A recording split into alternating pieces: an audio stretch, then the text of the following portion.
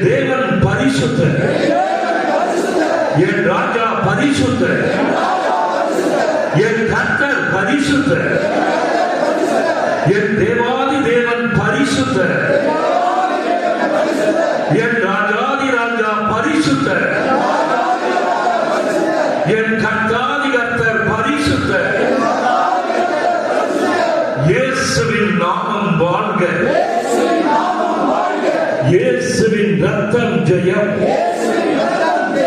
இயேசுவே ஆண்டவர், இயேசுவே ரட்சகர், இயேசுவே என்னை படைத்தவர், இயேசுவே என்னை ரட்சித்தவர்.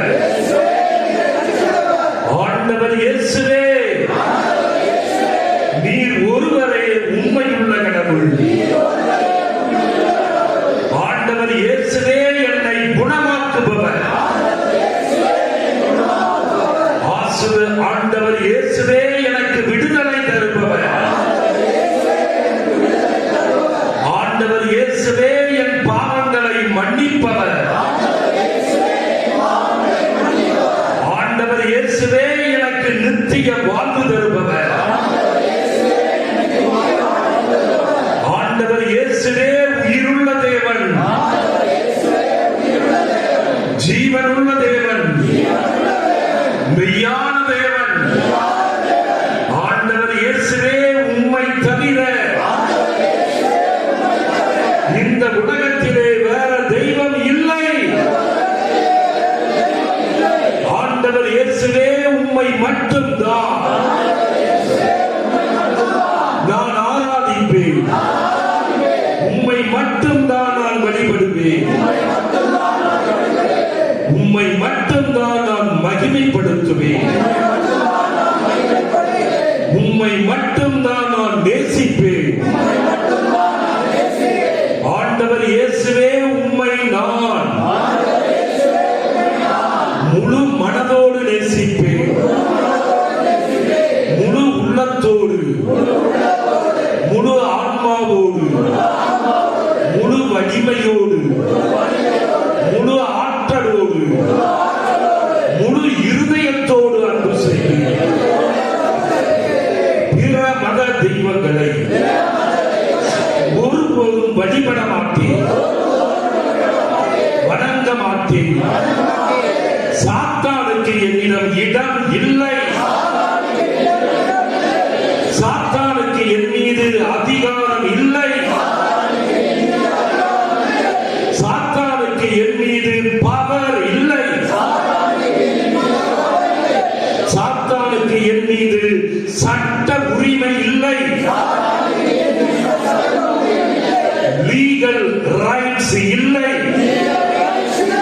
சாத்தானுக்கும் எனக்கும் எந்தவித தொடர்பும் இல்லை, எந்தவித உறவும் இல்லை. சாத்தான் என்னை தாக்க முடியாது. சாத்தான் எனக்கு வியாதிகளை தர முடியாது. சாத்தான் என் குடும்பத்திலே பிரச்சனைகளை உண்டு பண்ண முடியாது. நான் ஆண்டவர் இயேசுவின் பிள்ளை, இயேசுவால் ரட்சிக்கப்பட்டவர். ஆண்டவர் இயேசுவை மட்டும்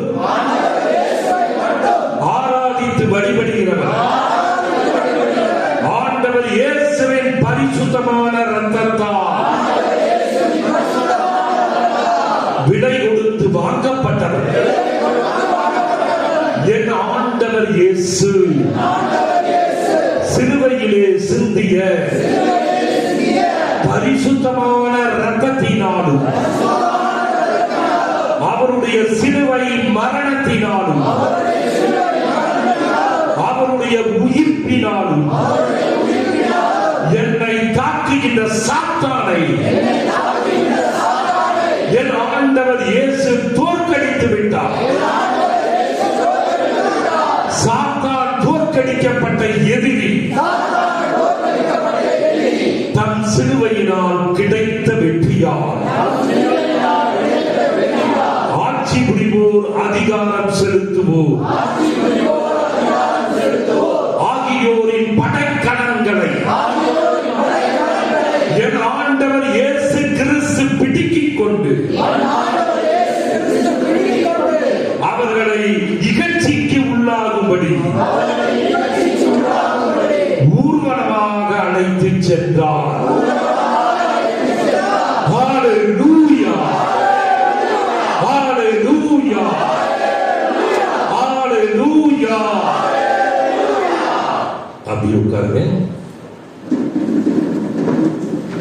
எப்பயுமே நீங்க உங்க ஜெபத்தை வீட்டுல ஆரம்பிக்கிறதுக்கு முந்தி ஒரு 5 நிமிடம் அல்லது 10 நிமிடம் ஆண்டவரை இப்படி துதிச்சீங்கன்னா ரொம்ப நல்லது. வாய் விட்டு ஓப்பனா ஆண்டவரை துதிக்க வேண்டும்.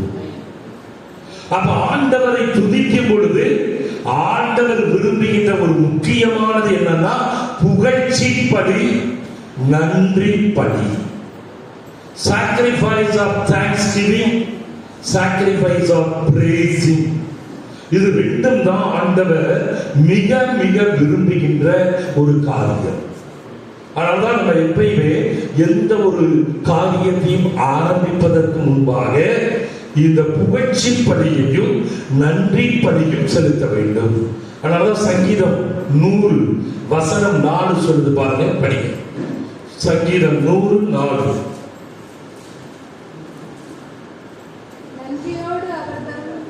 படிங்க.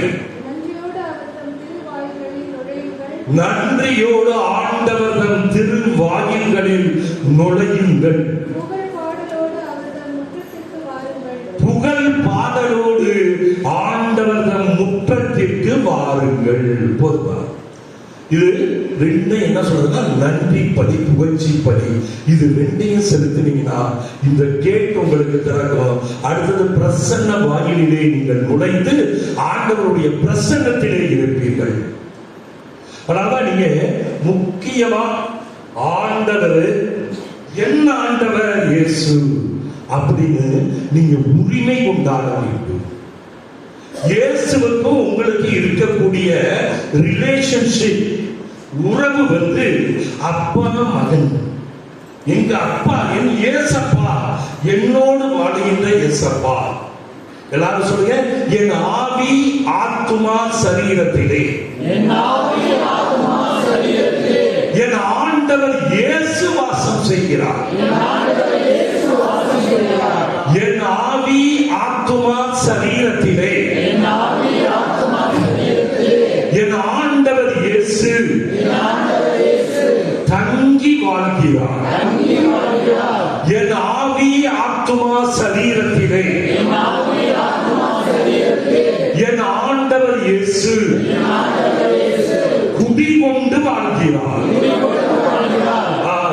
இந்த உணர்வு நமக்கு வரும். அதாவது என்னுடைய பாடி, சோல், ஸ்பிரிட், என் ஆவி ஆத்மா சரீரத்துல யார் இருக்கானா என் ஆண்டவர் இயேசு மட்டும்தான். அப்படிங்கிறத நீங்க சொல்ல ஆரம்பிச்சிட்டீங்கன்னா போதும். அடிக்கடி இதை சொல்லி பாருங்க, இயேசு உங்களோடு வாழ்வார். கலாத்தியர் 2:20 என்ன சொல்லுது பாருங்க. கலாத்தியர் 2:20 கலாத்தியர் 2:20 என்ன சொல்லுது பாருங்க. உங்க ஆவி ஆத்மா சரீரத்திலே இயேசு வாழ்ந்தால் என்னன்னு சொல்றார். எனவே இனி வாழ்பவன் நான் அல்ல, இனி வாழ்பவன் நான் அல்ல, கிறிஸ்துவினுள் வாழ்கிறார். இயேசு கிறிஸ்து என்னுள் வாழ்கிறார். யாரெல்லாம் பாடி, சோல், ஸ்பிரிட்ல இயேசு வாழ்றான்னு சொன்னீங்கன்னா இனி வாழ்வது நீங்கள் அல்ல, இயேசு கிறிஸ்து வாழ்கிறார். அப்படி இயேசு கிறிஸ்து வாழ்ந்தால் பிலிப்பியர் 4:13 படிங்க. பிலிப்பியர் 4:13. எனக்கு வலுவூட்டுகிறவரின் துணை கொண்டு எதையும் செய்ய எனக்கு ஆற்றல் உண்டு. இயேசு என்னோடு வாழ்ந்தால், நான் இயேசுவாக வாழ்ந்தால் அவர் எனக்கு வலுவூட்டுகின்றார். இயேசு கிறிஸ்துவின் துணையை கொண்டு எதையுமே செய்ய எனக்கு ஆற்றல் உண்டு. பிலிப்பியர் 4:13 சொல்லுது. அப்ப எனக்கு வலுவூட்டுகின்ற இயேசு கிறிஸ்துவின் துணையை கொண்டு எதையுமே செய்ய எனக்கு ஆற்றல் உண்டு. அப்படி அவர் எனக்கு வலுவூட்டும் பொழுது நான் எதை கண்டும் பயப்பட வேண்டியதில்லை. முக்கியமா சங்கீதம் திருப்பாடல் 118:17 படிங்க.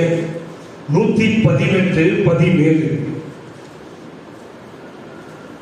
நான் இறந்தொழியேன், நான் இறக்க மாட்டேன், உயிர் வாழ்வேன், உயிர் வாழ்வேன், ஆண்டவரின் செயல்களை விரித்துரைப்பேன், ஆண்டவரின் செயல்களை விரித்துரைப்பேன். பாருங்க, நீங்க பயப்பட வேண்டிய அவசியமே இல்லை. எதை பத்தி? சாவை பற்றி. மரணத்தின் ஆவி உங்களை வந்து தாக்காது. இன்னைக்கு நேற்று ஹோப் ஃபார் தி ஏஜ்ட் அப்படிங்கிற இடத்துல இந்த நாள் நான் பூசைக்கு போயிருந்தேன். ஒருத்தர் வந்து 65 வயசு தான், ஆனா பயங்கர வியாதி, சாகணும்னு விரும்பினாரு. அங்க போய் நான் சொன்னேன், என்ன சொன்னேன்? I invite the spirit of death to come and take Michael அப்படின்னு தான் சொன்னேன். இப்பொழுது மரணத்தின் ஆவி இங்கு வந்து, ஆண்டவரே உமக்கு சித்தமானால் மைக்கேலை எடுத்துக் கொள்ளும். மாலை காலையில ஜெபிச்சுட்டு வந்தேன். மாலை நான் 5 மணி போல இறந்துட்டாரு. நம்ம எப்பெல்லாம் மரணத்தின் ஆவியை வரவேற்கிறோமோ, இன்வைட் பண்றோமோ, ஐயோ எனக்கு மரணம் வந்துடும், சாவு வந்துடும் பயப்படுறோமோ, அவன் எளிதாக வந்து விடுவான். அப்பதான் நீங்க என்ன செய்யணும்? ஸ்பிரிட் ஆஃப் டெத் அப்படின்னு ஒண்ணு இருக்கு, ஒரு பிசாசு, மரணத்தின் ஆவி என்பது. அந்த மரணத்தின் ஆவி உங்க பக்கம் வராம இருக்கணும்னா இந்த வசனம் மிக மிக முக்கியம். திருப்பாடல் 118:17. நான் இறக்க மாட்டேன், உயிர் வாழ்வேன், ஆண்டவருடைய செயல்களை எல்லாம் விரித்துரைப்பேன். ஆண்டவருடைய செயல்களை விரித்துரைப்பேன் என்ன? ஆண்டவருடைய நற்செய்தியை மற்ற எல்லா மக்களுக்கு, என் கூட இருக்கிறவங்களுக்கு, என் பக்கத்து வீட்டுக்கு எல்லாம் இயேசு யாரு என்பதை சொல்லி தருவேன். என் கூட 4 பேரை கூட்டிட்டு வருவேன். ஆண்டவர் யார் என்பதை சொல்லி தருவேன். அதுதான் அந்த வசனம். அப்ப இந்த வசனங்களை நீங்க வாய் திறந்து சத்தமாக அறிக்கையிடும் பொழுது, நான் டெய்லி அறிக்கையிடுவேன், இனி வாழ்வது நான் அல்ல, இயேசு கிறிஸ்து என்னில் வாழ்கிறார். 50 முறை டெய்லி வாயை திறந்து சொல்லி பாருங்க.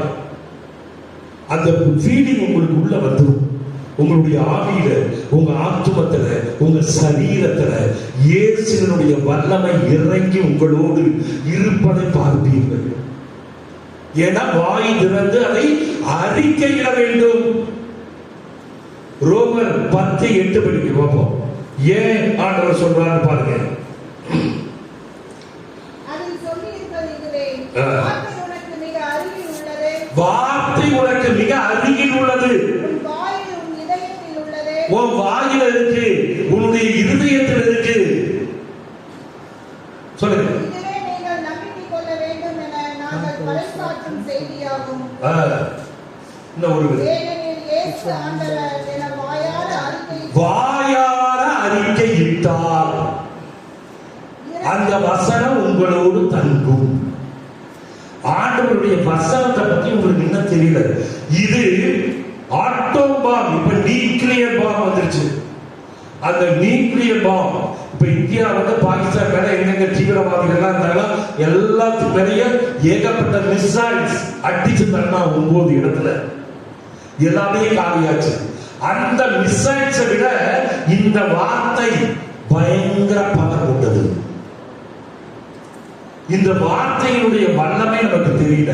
அதனாலதான் நான் சொல்றேன், இந்த வார்த்தையை வாய் திறந்து அறிக்கையிட வேண்டும்.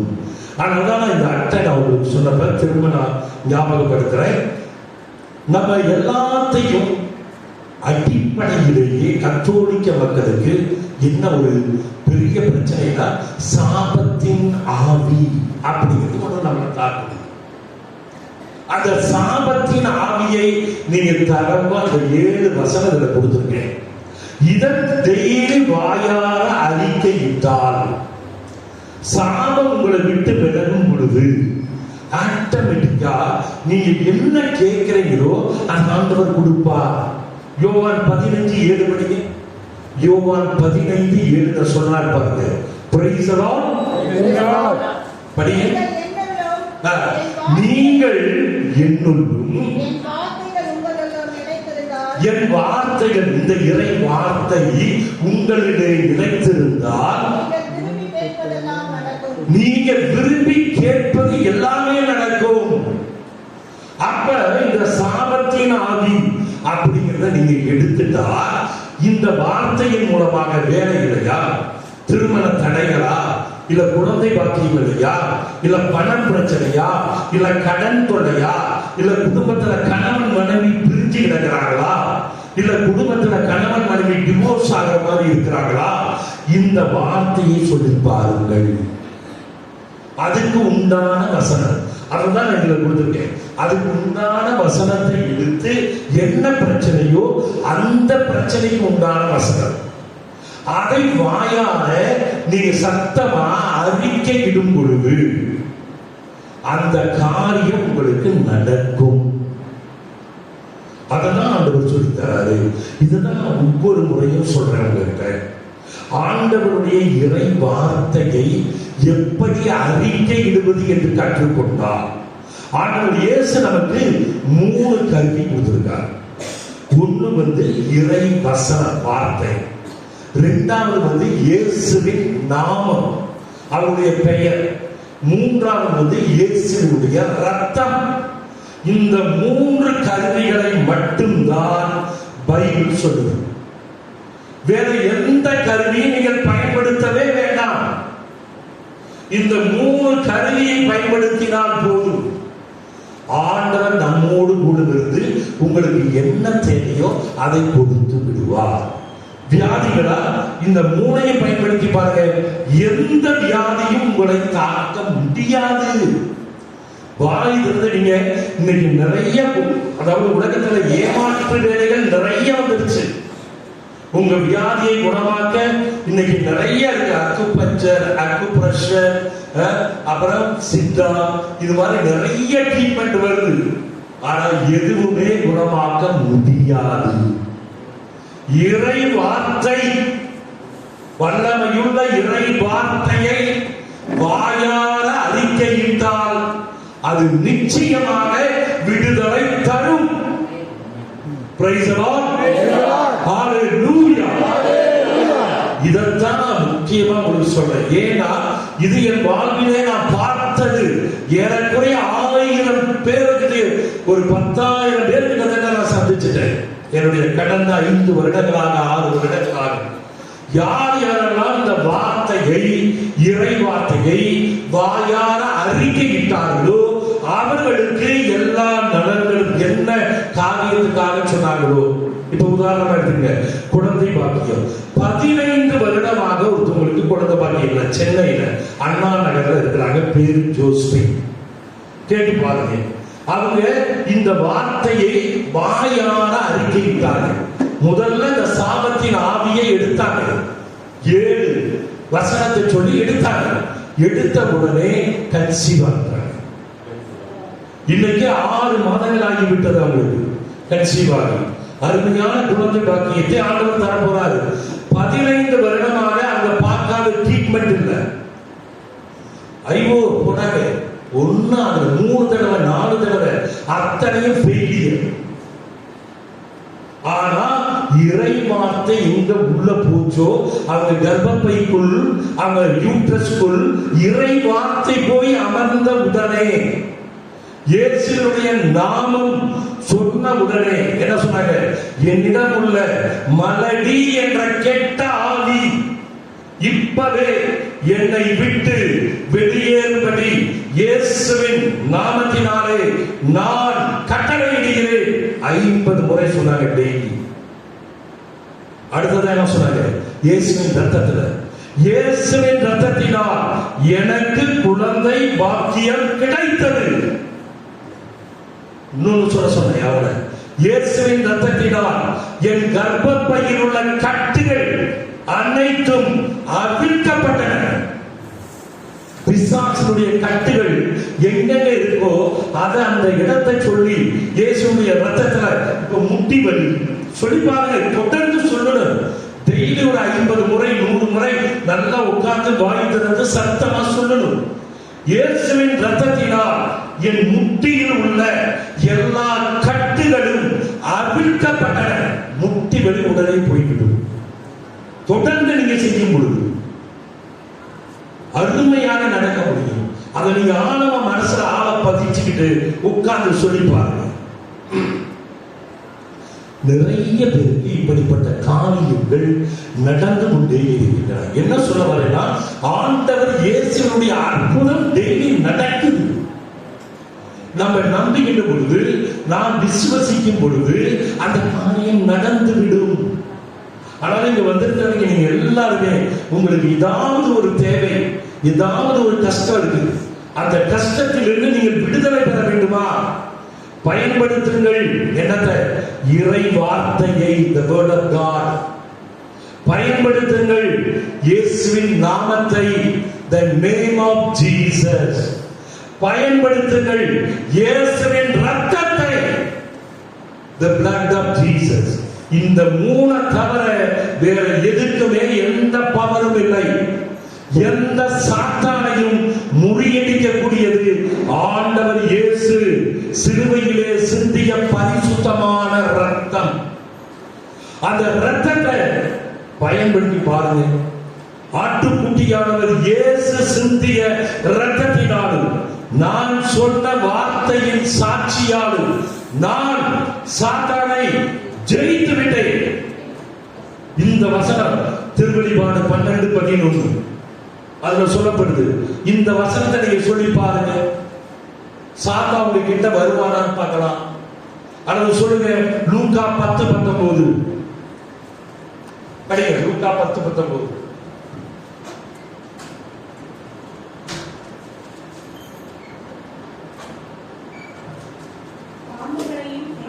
பாம்புகளையும் தேள்களையும் மிதிக்கவும் சாத்தானின் வல்லமை அனைத்தையும் வெல்லவும் எனக்கு உங்களுக்கு இடத்துல என்ன சொல்லணும்? பர்சனலைஸ் பண்ணிக்கணும். இறை வார்த்தையை தன் உடமையாக்கி கொள்ள வேண்டும். எனக்கு அதிகாரம் கொடுத்து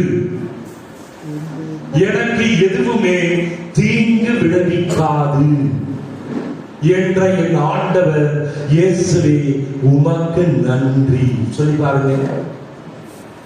நிறைய சில பேர்லாம் சொன்னாங்க, எங்க வீட்டுக்கு அடிக்கடி பாம்பு வருது பாரு. இதை சொல்லு, பாம்பு எட்டி கூட பார்க்காது, உங்க கண்ணுல படவே படாது. ஒரு 8 வருஷத்துக்கு முன்னே நான் காலவாடின்னு ஏரியாவில் இருந்தேன். அப்ப டெய்லி பாம்பே தோட்டத்து பக்கம் வரும். எப்ப நான் கரிஸ்மாட்டிக்ல ஈடுபட்டு, எப்ப நான் இறை வார்த்தையை புரிந்து கொண்டு, எப்ப நான் இறை வசனத்தை அறிக்கையிட, இந்த லூக்கா 10:19 ஒரு டெய்லி ஒரு 50 முறை சொல்லுவேன். ஒரு பாம்பு கூட அதற்கு பிறகு என்னுடைய தோட்டமோ என்னுடைய வீடோ அல்லது என்னுடைய கிணறோ எங்கேயுமே என் கண்ணால பார்க்கவே முடியல. அவ்வளவு பவர் கொண்டது இறை வார்த்தை. ஆண்டவருடைய வார்த்தையை சொல்ல சொல்ல சாத்தானுக்கு அங்கே இடம் இல்லை. Praise the Lord. Hallelujah. இது நான் உங்களுக்கு எப்பயுமே கொடுக்கக்கூடிய ஒரு இன்ட்ரோடக்ஷன், முன்னுரை. என்னன்னா இந்த கார்டை நீங்க பயன்படுத்துறது எப்படிங்கிறதுக்காக சொல்லித்தாங்க. இந்த கார்டுல சாபத்தின் ஆவி ஏழையும் முதல் கிளியர் பண்ணணும். அடுத்தது உங்களுக்கு என்ன தேவையோ அதுக்கு உண்டான வார்த்தை இறை வசனம், அதுக்கு உண்டான இயேசுவின் நாமம், அப்புறம் அதுக்கு உண்டான இயேசுவின் ரத்தம். இது மூணையும் அதுக்காக பயன்படுத்தினா, அந்த பிரச்சனைக்காக பயன்படுத்தினா வெற்றி பெற முடியும். விடுதலை கட்டாயம் கிடைக்கும். புரியுதுங்களா? ரைட். Praise the Lord. இப்ப நான் ஒரு புது சப்ஜெக்ட் இன்னைக்கு உங்களோட பேசலாம்னு வந்தேன். ஆனா ஆண்டவர் முதல் இதை சொல்லிட்டு அப்புறமா போ அப்படின்ட்டார். அதனாலதான் இதை சொல்றேன். நம்ம தலையில இந்த இறை வார்த்தையையும் இந்த இயேசுவினுடைய நாமத்தையும் இந்த இயேசுவினுடைய இரத்தத்தையும் நீங்க பயன்படுத்தும் பொழுது பிசாசுகள், தீய ஆவிகள், கெட்ட ஆவிகள், டீமன்ஸ், இங்கிலீஷ்ல சொன்னா டீமன்ஸ், இதுல இந்த 7 துவாரங்கள் வழியாக தலையிலே உள்ள 7 துவாரங்கள் வழியாகத்தான் வெளியேறும். 7 துவாரம் என்னன்னு சொல்ல முடியுமா? 2 கண்ணு, 2 காது, 2 மூக்கு துவாரங்கள், 2 மூக்குல மூக்கு துவாரங்கள், அப்புறம் ஒரே ஒரு வாய், ஒரே ஒரு நாக்கு. ஏன் ஆண்டவர் இதை மட்டும் 2 கொடுக்கல? ஆண்டவர் இது எல்லாமே 2 கொடுத்துட்டு இதை மட்டும் ஆண்டவர் ஒரு நாக்கு ஒரு வாயோட நிறுத்திட்டார். ஏன்? உன்னை சமாளி உன்னை காப்பாற்ற முடியல, உன்னையே அடக்க முடியல. அதான் ஜேம்ஸ் யாக்கோபு அவருடைய திருமுகத்துல 3ஆம் அதிகாரம் 7-10 படிங்க. 3:7-10 ஜேம்ஸ் யாக்கோபு. காட்டில் வாழ்வன, பரப்பன, ஊர்வன, கடலில் வாழ்வன எல்லா உயிரினங்களையும் மனிதன் அடக்கிவிட்டான், அடக்குகிறான், அடக்கலாம். ஆனால் நாவை அடக்க, வாயை அடக்க யாராலும் முடியவில்லை. ஆண்டவர் அழகா யாக்கோபு ஜேம்ஸ் அப்போஸ்தலர் மூலமா சொல்லிட்டார். இந்த நாவை அடக்க யாராலும் முடியவில்லை. ஏன் தெரியுமா? அதையும் சொல்லியிருக்கார் பைபிள். ஏன் உங்களால நாவை அடக்க முடியவில்லை? ஏன் வாயை உங்களால் அடக்க முடியவில்லை? ஏன்னா இதுதான் குடும்பத்துல எல்லா பிரச்சனைகளையும் கொண்டு வருது. இந்த நாக்கு, இந்த வாய், இந்த உதடு எல்லாம் இந்த 3 சேர்ந்தது தான். உதடு இல்லைன்னா பேச முடியாது, நாக்கு இல்லைன்னா பேச முடியாது, இந்த வாய் 2 இல்லைன்னா ஒன்றும் பேச முடியாது. ஏன்னு சொல்றாரு, ஏன் நாவை அடக்க முடியவில்லை அப்படின்னா, இந்த வாயிலே, இந்த நாவிலே 6 டீமன்ஸ், 6 பிசாசுகள் வந்து நம்மை தாக்குகின்றன. இந்த 6 பிசாசுகளை, இந்த 6 டீமன்ஸை நீங்கள் அடக்கிவிட்டால், வெளியேற்றிவிட்டால் அது உங்களை வாழ வைக்கும் நாக்கு. அதுதான் பைபிள் இன்னைக்கு சொல்லி தருது. இந்த நாவிலே இருக்கின்ற 6 தீய ஆவிகளை, 6 கெட்ட ஆவிகளை நீங்கள் அடக்க கற்றுக்கொண்டால், அதை வெளியேற்றி விட்டால், எப்படி வெளியேற்றணும்? இயேசுவினுடைய வார்த்தை, இயேசுவினுடைய நாமம், இயேசுவினுடைய ரத்தத்திலே நீங்கள் வெளியேற்றி விட்டால், அப்புறம் அந்த வாயோ அந்த நாக்கோ நீங்க என்ன சொல்றீங்களோ அதைத்தான் கேட்கும். இல்லைன்னா இப்ப அந்த நாவிலே, அந்த நாக்கிலே இந்த பிசாசு, 6 பிசாசு, அதை நீங்க என்ன பண்ணணும்? உங்களால அடக்கவே முடியாது. மனித ஆற்றலால் முடியவே முடியாது. only by divine power. ஆண்டவருடைய வார்த்தையின் ஆற்றலால், ஆண்டவருடைய நாமத்தின் ஆற்றலால், ஆண்டவருடைய இரத்தத்தின் ஆற்றலால் அதை அடக்கி விடலாம். அததான் இன்னைக்கு நான் உங்களோட பேச போறேன். ஆனா இன்னைக்கு கம்ப்ளீட்டா முடியுமான்னு தெரியல, சொல்றேன், ஒவ்வொன்றா போவோம். இப்ப திருப்பாடல் 34:12-13 திருப்பாடல் 34:12-13 ஆண்டவர் இந்த வாயை பற்றி சொல்றார்.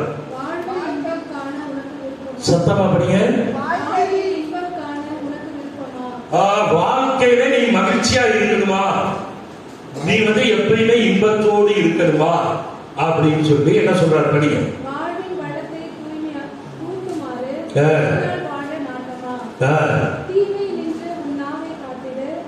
தீமையில் இருந்து, தீய சொல்லி நின்று உன்னுடைய நாவை நீ காக்க வேண்டும்.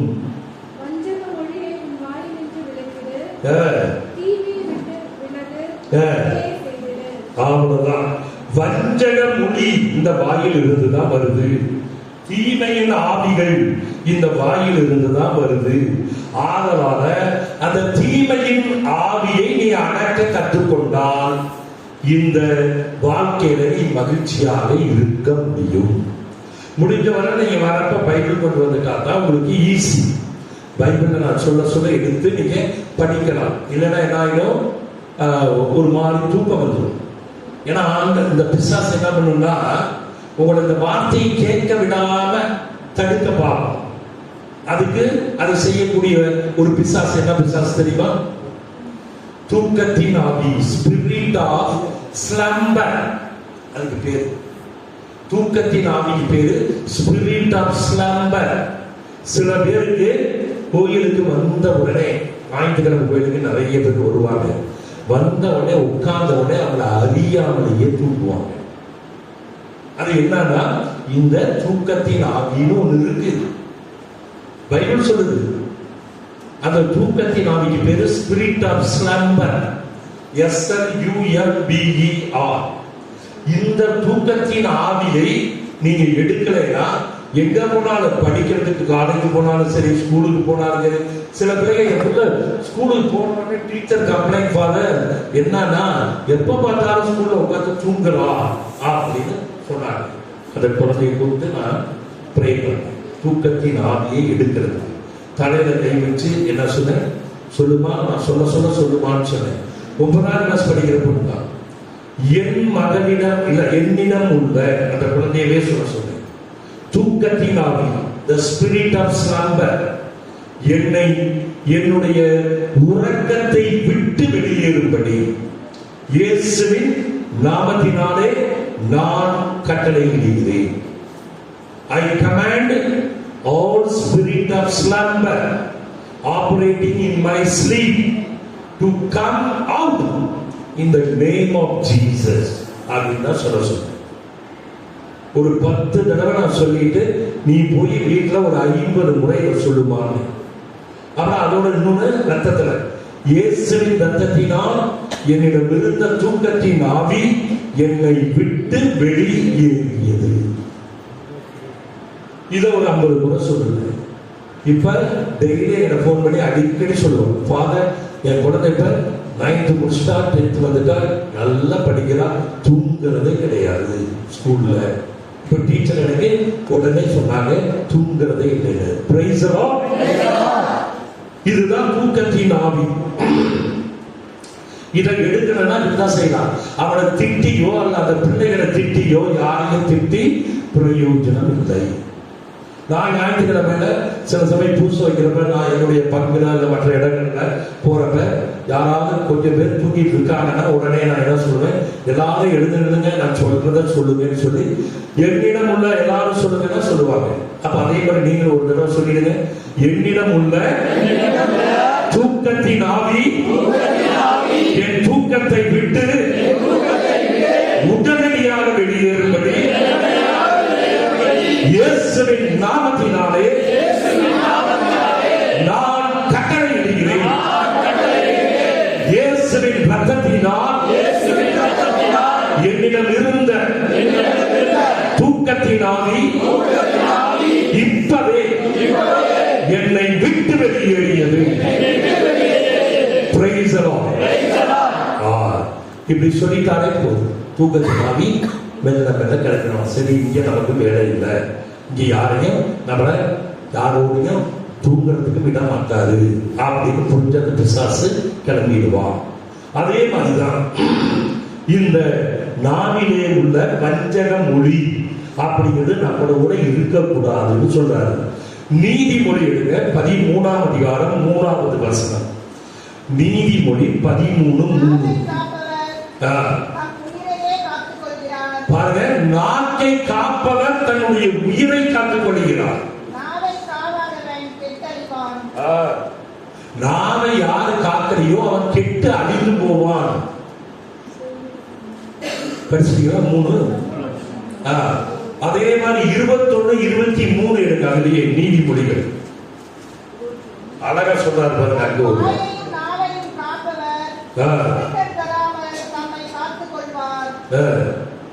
21:33. 21ஆம் அதிகாரம் 33வது வசனம். தம் வாயையும் நாவையும் காப்பவர் இடுக்கண் வராமல் தம்மை காத்துக் கொள்வார். இடுக்கன்னா என்ன? இங்கிலீஷ்ல கலாமிட்டி. கலாமிட்டினா நல்ல தமிழ்ல கலகம். 21:33. இப்ப படிச்சாங்க இடுக்கண். 21:23. அதான் நான் சொல்றேன். சரி, அப்ப இந்த இடுக்கண் அப்படிங்கிறது என்னன்னா, கரெக்டா வார்த்தையை சொன்னோம்னா கலகம். குடும்பத்திலே கலகம் வராமல் இருக்க வேண்டும் என்றால் உன்னுடைய நாவை காத்துக் கொள்ள வேண்டும். அப்ப குடும்பத்துல நிறைய பிரச்சனைகள் அதிகமாக பேசுவதால் வரும். அதிகமா வாயை திறந்து கண்டதையும் பேசுறதுனால வரும். இல்லைன்னா ஒரு 4 கெட்ட வார்த்தை போட்ட உடனே சண்டை வந்துடும். அதனாலதான் ஆண்டவர் என்ன சொல்றாரு, இந்த கலகம் குடும்பத்திலே வராமல் இருக்க வேண்டும் என்றால் நீங்க உங்களுடைய நாவை காத்துக் கொள்ளுங்கள் அப்படிங்கிறார். இன்னொரு வசனம் படிங்க, அதே நீதிமொழி 15:4.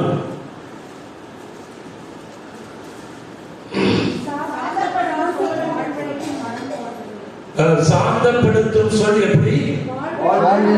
வாழ்வழிக்கும் மரம் போன்றது. வஞ்சக பேச்சு மனதை உடைத்து விடும், மனம் உடைந்து போக செய்யும்.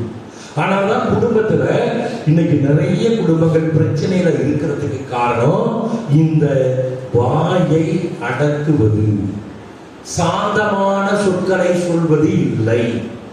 அதனாலதான் இந்த பிரச்சனை வருதுன்னு, அதாவது பைபிள் பிரச்சனை வருவதற்கு உண்டான காரணத்தை சொல்லிட்டு அடுத்ததை நான் சொல்லுவேன், இந்த 6 பிசாசு என்னென்ன அப்படிங்கிறது சொல்லித்தரார்.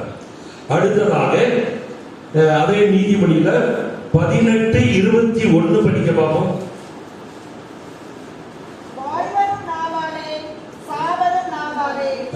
பாருங்க, ஒரே வழிதான் நீதிமொழி.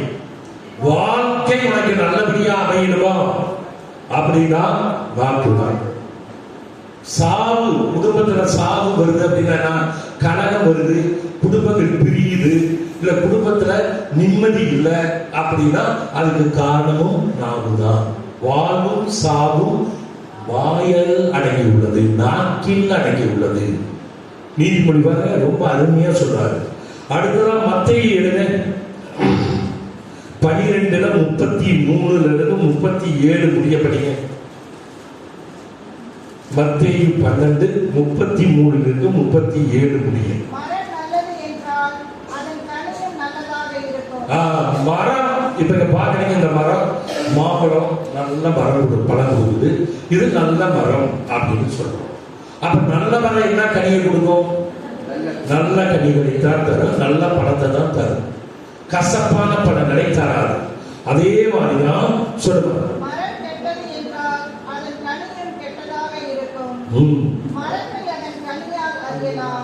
மரத்தை அதனுடைய கனியால் அறிக்கப்படலாம். அதே மாதிரி சொல்ற படி,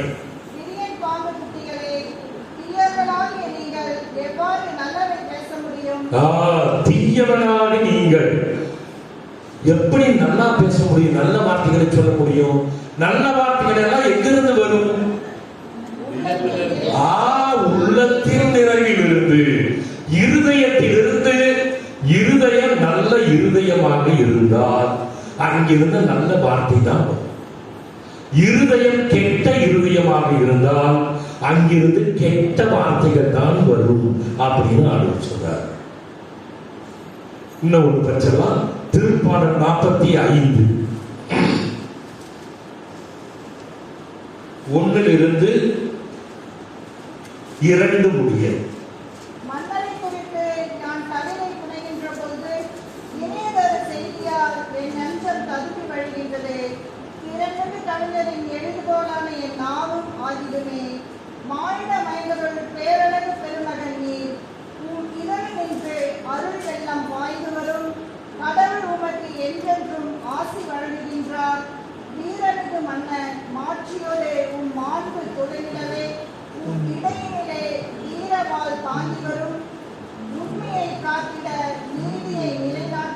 மாண்புடன் வெற்றி வாளை சூடி வாரும் உன் வலத்தை அச்சமிகு செயல்களை. அதை என்ன சொல்ல வர்றாங்க அப்படின்னா, சங்கீதம் 45:1 அதாவது என்னுடைய எழுதுகோல் மெசியாவை பற்றி எழுத வேண்டும் என்றால் என்னுடைய நாவின் வழியாகத்தான் எனக்கு எல்லா காரியங்களும் வரும்.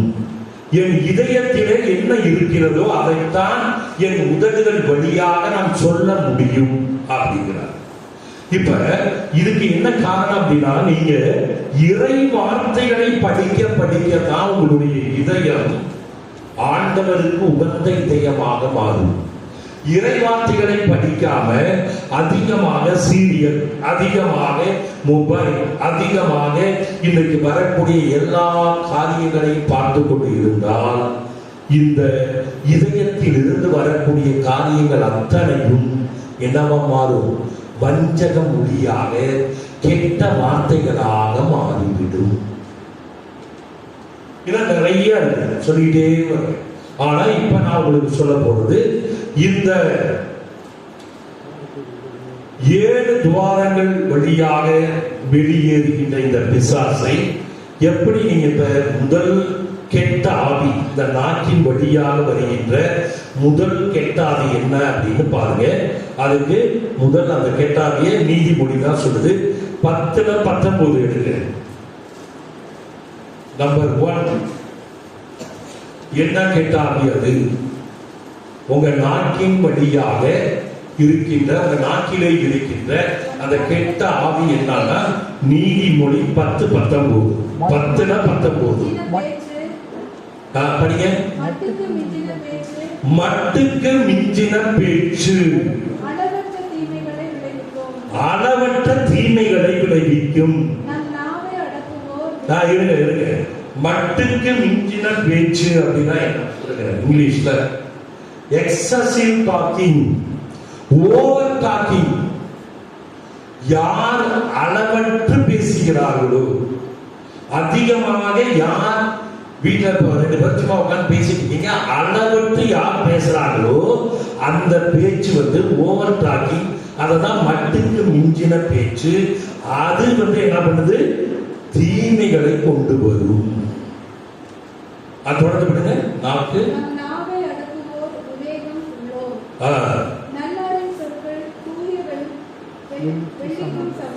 போதும். அதான் அந்த ஒரே வசனம் தான்.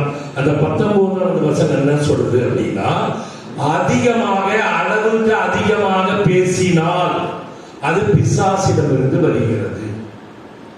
ஆக உங்க நாக்கிலே இருக்கக்கூடிய முதல் பிசாசு என்னவென்றால் the spirit of over talking, அளவுக்கு மிஞ்சின பேச்சு, மட்டுக்கு மிஞ்சின பேச்சு.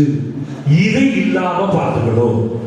அதே புத்தகத்துல அந்த நீதிமொழிக்கு அடுத்ததா பாருங்க, சபை உரையாளர் 5ஆம் அதிகாரம். சபை உரையாளர் 5ஆம் அதிகாரம் 1-3.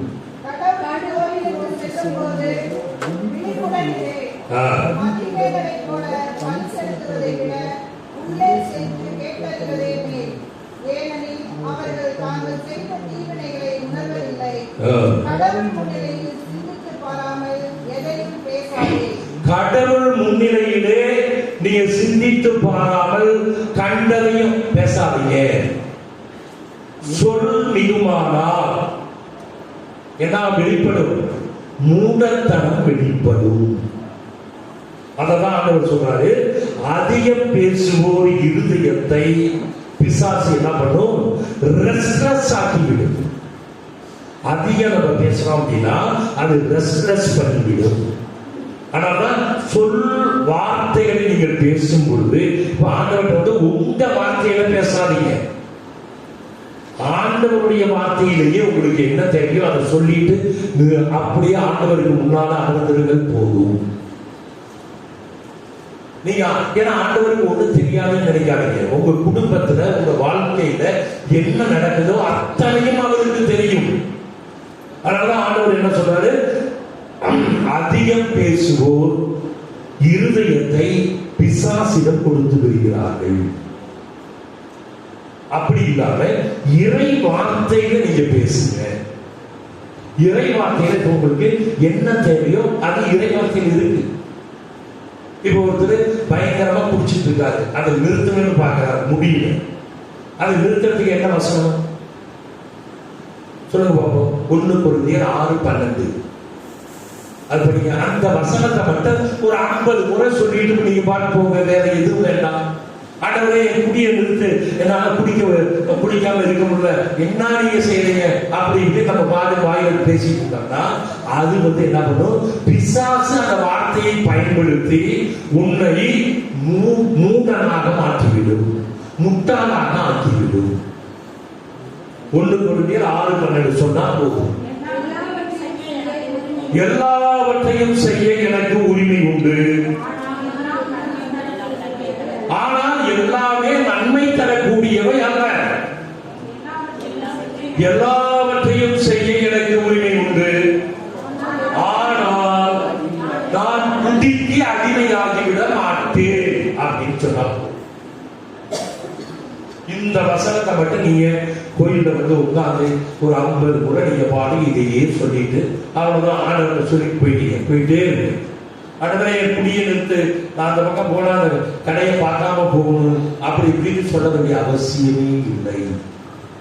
இதைத்தான் ஆண்டவர் சொல்றாரு, உங்களுடைய அதிகம் பேசுவோர் அளவற்ற பேச்சு, மட்டுக்கு மிஞ்சின பேச்சு என்ற கெட்ட ஆவி உங்க நாவிலே இருக்கக்கூடாது. Spirit of over talking, spirit of excessive talking அப்படிங்கிறது ஒரு முதல் பிசாசு நாட்டிலே இருக்கிறது. அதை நீங்க கண்ட்ரோல் பண்ணுங்க, அதை செய்யாதீங்க அப்படின்னு சொல்றாரு. இப்ப இந்த வசனத்தை நீங்க சொல்லிட்டு என்ன அதுல என்ன சொல்றது? கடைசியில எல்லாவற்றையும் செய்ய எனக்கு உரிமை உண்டு, ஆனால் நான் குடிக்கு அடிமையாகிவிட மாட்டேன் சொன்னா போதும். ஆனால் நான் ஸ்மோக்கிங் அடிமையாகிவிட மாட்டேன் இல்லையா? ஆனால் நான் சினிமா பார்ப்பதை அடிமையாகிவிட மாட்டேன், அதை சொன்னா போதும். இதுதான் அடிக்ஷன். அதாவது எதுக்குமே அடிக்ஷன் ஆகாம இருப்பது. சரிங்களா? இந்த அடிக்ஷனை இந்த வார்த்தையின் மூலமாகவே நீங்க வெற்றி பெறலாம். இது முதல் காரியம். அடுத்தது இரண்டாவது பிசாசு, நாக்கிலே இருக்கக்கூடிய இரண்டாவது பிசாசு என்ன அப்படின்னா, மத்தேயு 12:36 படிங்க. மத்தேயு 12:36. மனிதர் பேசும் ஒவ்வொரு வீண் வார்த்தைக்கும் தீர்ப்பு நாளில் கணக்கு கொடுக்க வேண்டும். மனிதர்கள் பேசும் ஒவ்வொரு வீண் வார்த்தைக்கும் தீர்ப்பு நாளிலே கணக்கு கொடுக்க வேண்டும். பாத்தீங்களா? ஆண்டவர் சொல்றார், இயேசு சொல்றார் நேரடியா, நீங்க பேசக்கூடிய ஒவ்வொரு வார்த்தைக்கும் நீங்க கடைசி நாள்ல எல்லாம் ரெக்கார்ட் ஆகி ஆண்டவர் வச்சிருப்பார். அப்ப நீங்க அதுக்கு கணக்கு கொடுக்க வேண்டும். சொல்லுங்க. என உங்களுக்கு சொல்கிறேன், உங்கள் வார்த்தைகளை கொண்டே நீங்கள் குற்றமற்றவர்களாக கருதப்படுவீர்கள். உங்க வார்த்தைகளை வைத்தே நீங்கள் குற்றமற்றவர்களாக கருதப்படுவீர்கள். உங்கள் வார்த்தைகளை கொண்டே குற்றவாளிகளாகவும் கருதப்படுவீர்கள். உங்கள் வார்த்தைகளை கொண்டே குற்றவாளிகளாகவும் கருதப்படுவீர்கள். அப்ப இந்த வசனத்துல என்ன சொல்றாருன்னா, வீண் வார்த்தைகளை சொல்லாதீர்கள். அப்ப வீண் வார்த்தைகளை சொல்லும் ஆவி, அது ஒரு பிசாசு. அதாவது ஸ்பிரிட் ஆஃப் ஐடில் வேர்ட்ஸ். இங்கிலீஷ்ல சொல்லணும்னா spirit of careless words, spirit of idle words, வீண் வார்த்தைகளை பேசுவது. அப்ப வீண் வார்த்தைகளை நீங்க பேசினால் அது என்ன பண்ணும்? உங்க அந்த பிசாசு உங்க நாவிலே உட்கார்ந்து கொள்ளும். அப்ப உங்க நாவில் இருந்து நீங்கள் இந்த வீண் வார்த்தைகள் பேசும் ஆவியிடமிருந்து விடுதலை பெற வேண்டும் என்றால் வீண் வார்த்தைகளை பேசாமல் இருக்கணும் அப்படின்னு சொல்றாரு. அதுலயே பாருங்க, மத்தேயு 5:37. மத்தேயு 5:37 ரொம்ப தெளிவா சொல்றாரு. ஆகவே நீங்கள் பேசும்போது ஆம் என்றால் ஆம் எனவும் இல்லை என்றால் இல்லை எனவும் சொல்லுங்கள். நீங்க உங்கள்கிட்ட வந்து ஏதோ ஒன்று கேட்கிறாங்க, இல்லப்பா அப்படின்னு சொல்லுங்க. இல்லைன்னா சரிப்பா தர்றேன், ஆம். ஆம் என்றால் ஆம், இல்லை என்றால் இல்லை என்று மட்டும் இருக்கட்டும். மிகுதியாக நீங்கள் பேசினால் அது பிசாசிடமிருந்து வருகிறது அப்படிங்கிறார். அப்ப வீண் வார்த்தைகளை நீங்கள் பேசாமல் இருந்தால்தான் அது பிசாசினுடைய வார்த்தை இல்லை. அப்ப இதுக்கு இரண்டாவது பிசாசு என்னன்னா ஐடில் வேர்ட்ஸ், வீண் வார்த்தைகளை பேசும் ஆவி. நம்ம நாவிலிருந்து வீண் வார்த்தைகளை பேசக்கூடிய ஆவி நம்மை தாக்குகிறது. Praise the Lord. Hallelujah. Hallelujah. புரிஞ்சுதுங்களா? இப்ப இந்த ரெண்டு பிசாசுகளை நம்மளால கண்ட்ரோல் பண்ண முடியுமா முடியாதா? முடியும். நம்ம பலத்தினால மட்டும் முடியாது. இந்த ரெண்டையும் நீங்க எப்படி சொல்லணும்? இப்ப அளவுக்கு மீறின பேச்சுகள், இன்னொன்று வந்து வீண் வார்த்தைகள். இது ரெண்டும், அளவுக்கு மிஞ்சி பேசுவது, வீண் வார்த்தைகளை பேசுவது. இதை நீங்க வந்து எப்படி சொல்லலாம் அப்படின்னா, வசனம் அதிலேயே இருக்கு, அதை நீங்க பார்த்துக்கலாம். இயேசுடைய நாமத்துல நான் சொல்றேன், நீங்க எல்லாரும் திரும்ப சொல்லுங்க பார்ப்போம். என்னிடம் உள்ள மட்டுக்கு மிஞ்சின பேச்சு என்ற கெட்ட ஆவி, அளவுக்கு மீறி பேசுவது என்ற கெட்ட ஆவி என் இருதயத்தை விட்டு வெளியேறும்படி இயேசுவின் நாமத்தினாலே நான் கட்டளை இடுகிறேன். இயேசுவின் இரத்தத்தினால் என்னிடம் இருந்த அளவற்ற பேச்சு அல்லது மட்டுக்கு மிஞ்சின பேச்சு என்ற கெட்ட ஆவி இப்பவே என்னை விட்டு வெளியேறியது. இப்படி சொன்னீங்கன்னா இந்த பிசாசு நம்ம நாட்டை விட்டு போயிடும். உங்களுக்கு தெரியாமலேயே நீங்க அளவுக்கு அதிகமா பேச மாட்டீங்க. என்னப்பா பேசிட்டே நீ இல்லப்பா இதுக்கு மேல ஒன்றும் பேசவில்லை அப்படின்னு உங்களுக்கே தெரியாது.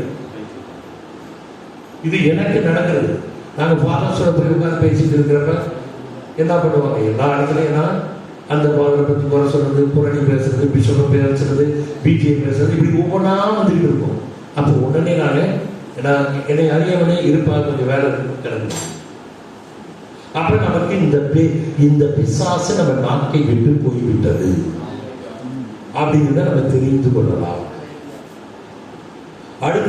அடுத்தது எப்படி சொல்லலாம்னா, வீண் வார்த்தைகளை பேசும் ஆவி. சொல்லுங்க, என்னிடம் உள்ள வீண் வார்த்தைகளை பேசும் ஆவி இப்பவே என் இருதயத்தை விட்டு வெளியேறும்படி இயேசுவின் நாமத்தினாலே நான் கட்டளையிடுகிறேன்.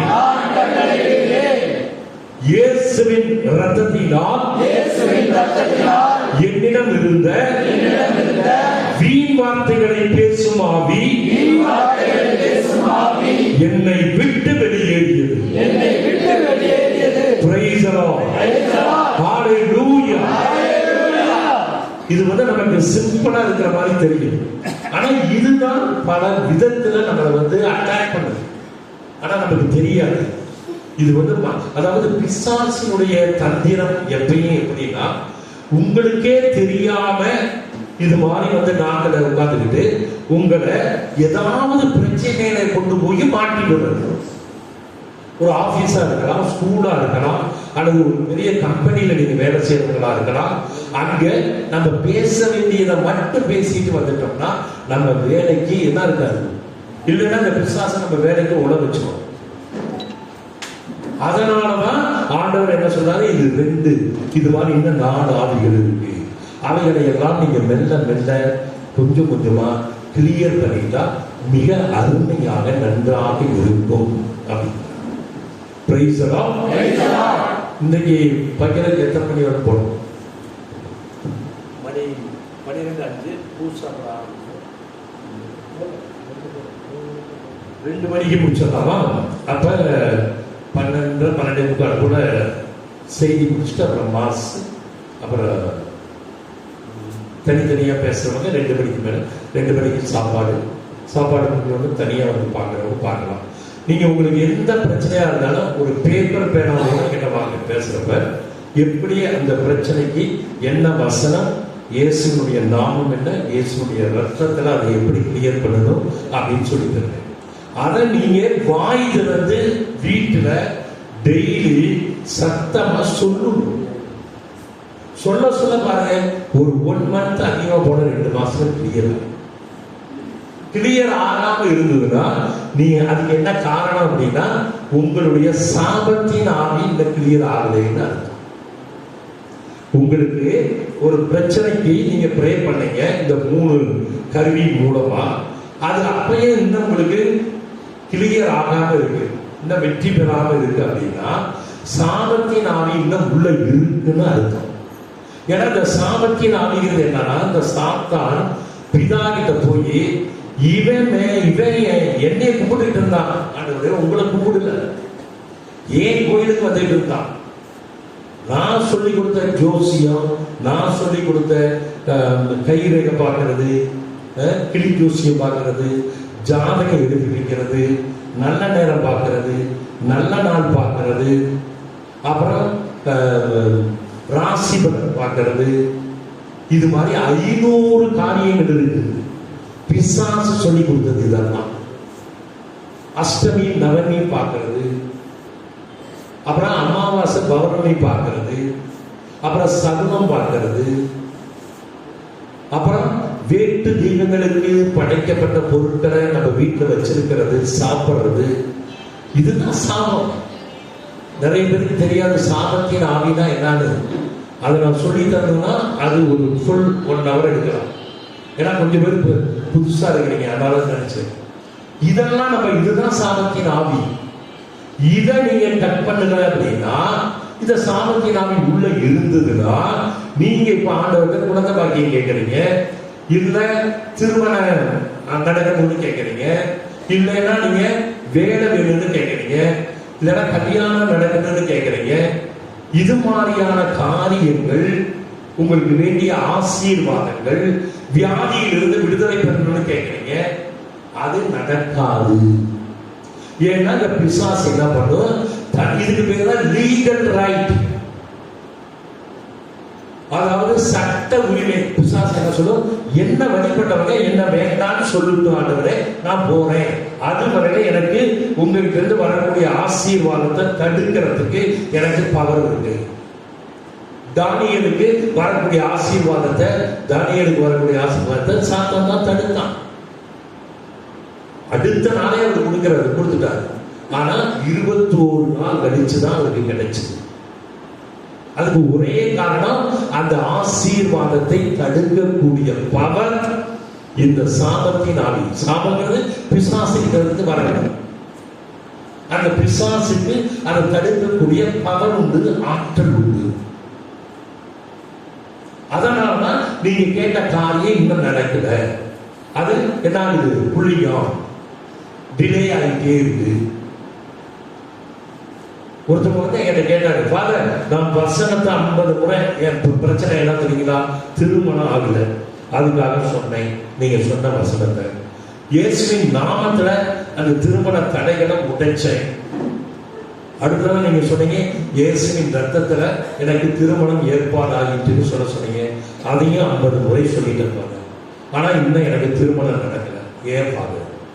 இந்த சாபத்தின் ஆவியை சொன்னியாப்பா, சாபம் மேல இருந்து போச்சா இல்லையான்னு தெரிஞ்சுதான் அவருக்கு.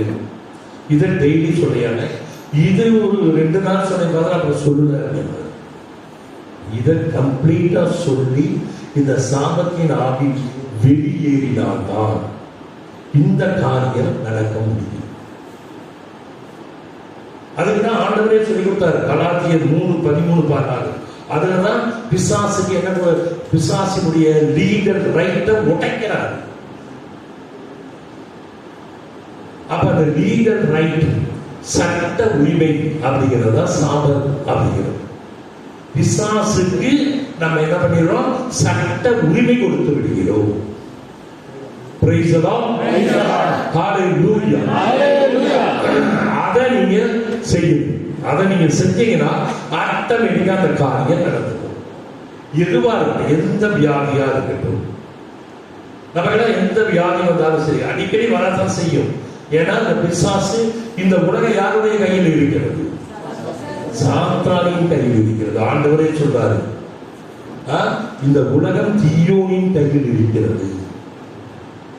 அப்ப அவன் நம்ம கிட்ட வராம இருக்கணும், நம்மளை அட்டாக் பண்ணாம இருக்கணும் அப்படின்னா இந்த 3 கருவிகளை பயன்படுத்த நம்மளை சுத்தி ஆண்டவர் என்ன பண்றாரு, நெருப்பு வளையத்தை உண்டு பண்ணுகிறார். அதனாலதான் என்ன சொல்றாரு, எந்த தீங்கும் எனக்கு வராதுன்னு சொல்றாரு. இறை வசனத்தையும் இறை நாமத்தையும் அவருடைய ரத்தத்தையும் நீங்க சொல்ல என்ன ஆகுது, உங்களை சுற்றி நீங்க இதை நல்லா ஆவியானவருடைய நிரம்பி ஜெபிக்கிறப்ப பாருங்க, உங்களை சுற்றி ஒரு நெருப்பு வளையம் இருக்கும். எந்த சாத்தானும் கிட்ட, எந்த பிசாசு கிட்ட வர முடியாது. அதை நமக்கு பாதுகாப்பாக தருகிறார். எப்படி தருவார்னா, இந்த 3ஐயும் சொல்லதான் தருவார். அறிக்கையிட தான் சொல்லி தருவார். எனக்கெல்லாம் நான் அதெல்லாம் அனுபவிச்சிருக்கேன். அதனால சொல்றேன், இறை வார்த்தையே வாய் திறந்து நம்ம அறிக்கையிட அந்த இறை வார்த்தையினுடைய வல்லமை நம்மளை சுத்தினம் வந்து அப்படியே நெருப்பு மயமாக இருப்பதை காண்பீர்கள். அடுத்தது 3ஆவதாக நம்ம நாக்கை தாக்கக்கூடிய ஆவி. ஏதோ பிரேக் விடுமா, 5 நிமிஷம் தூக்கம் வர மாதிரி இருக்கா? திரும்ப அந்த ஸ்பிரிட் ஆஃப் சிலம்பம் வேலை பண்றானா? ஒரு பாட்டு. ஓகே, எடுத்து நிற்போம். எல்லாரும் பெண்கள் நின்றுட்டா கொஞ்சம் தூக்கம் வராது.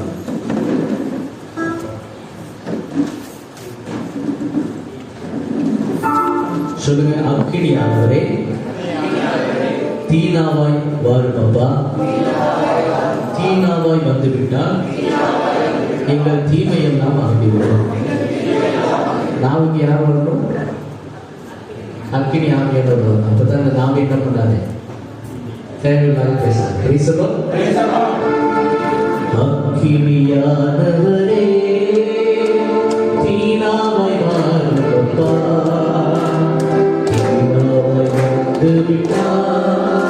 எங்கள் தீமையெல்லாம் அகன்றுவிடும்.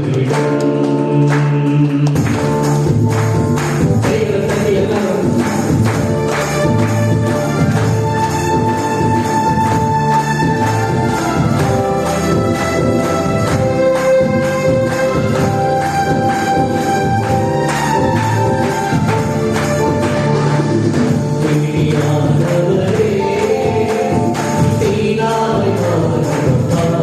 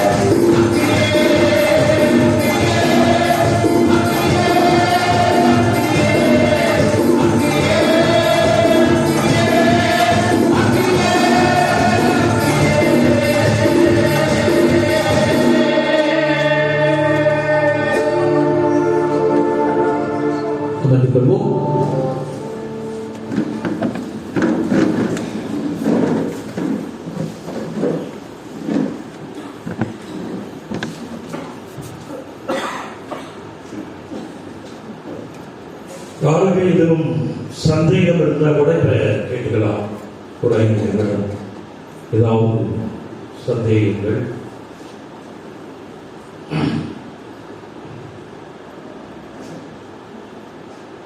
யாரும் சாட்சி சொல்ல விரும்புகிறீங்களா?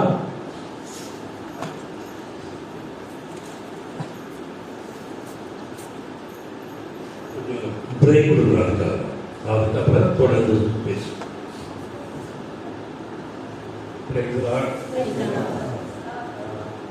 நான் பாலுடைய பிரேயருக்கு வந்து தொடர்ந்து வந்துட்டு இருக்கேன். பாகிரதன் தான் பிரேயருக்கு வழி நடத்தினா.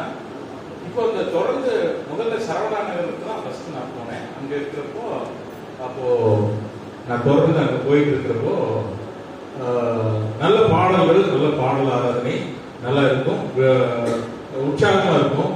அப்போ முதல் முறையாக அதனுடைய அந்த கூட்டங்களை நான் ஃபர்ஸ்ட் டைம் போகும்போது பார்த்தீங்கன்னா ஃபாதர் வந்து எல்லாமே வந்து வேத வசனங்கள் தான்.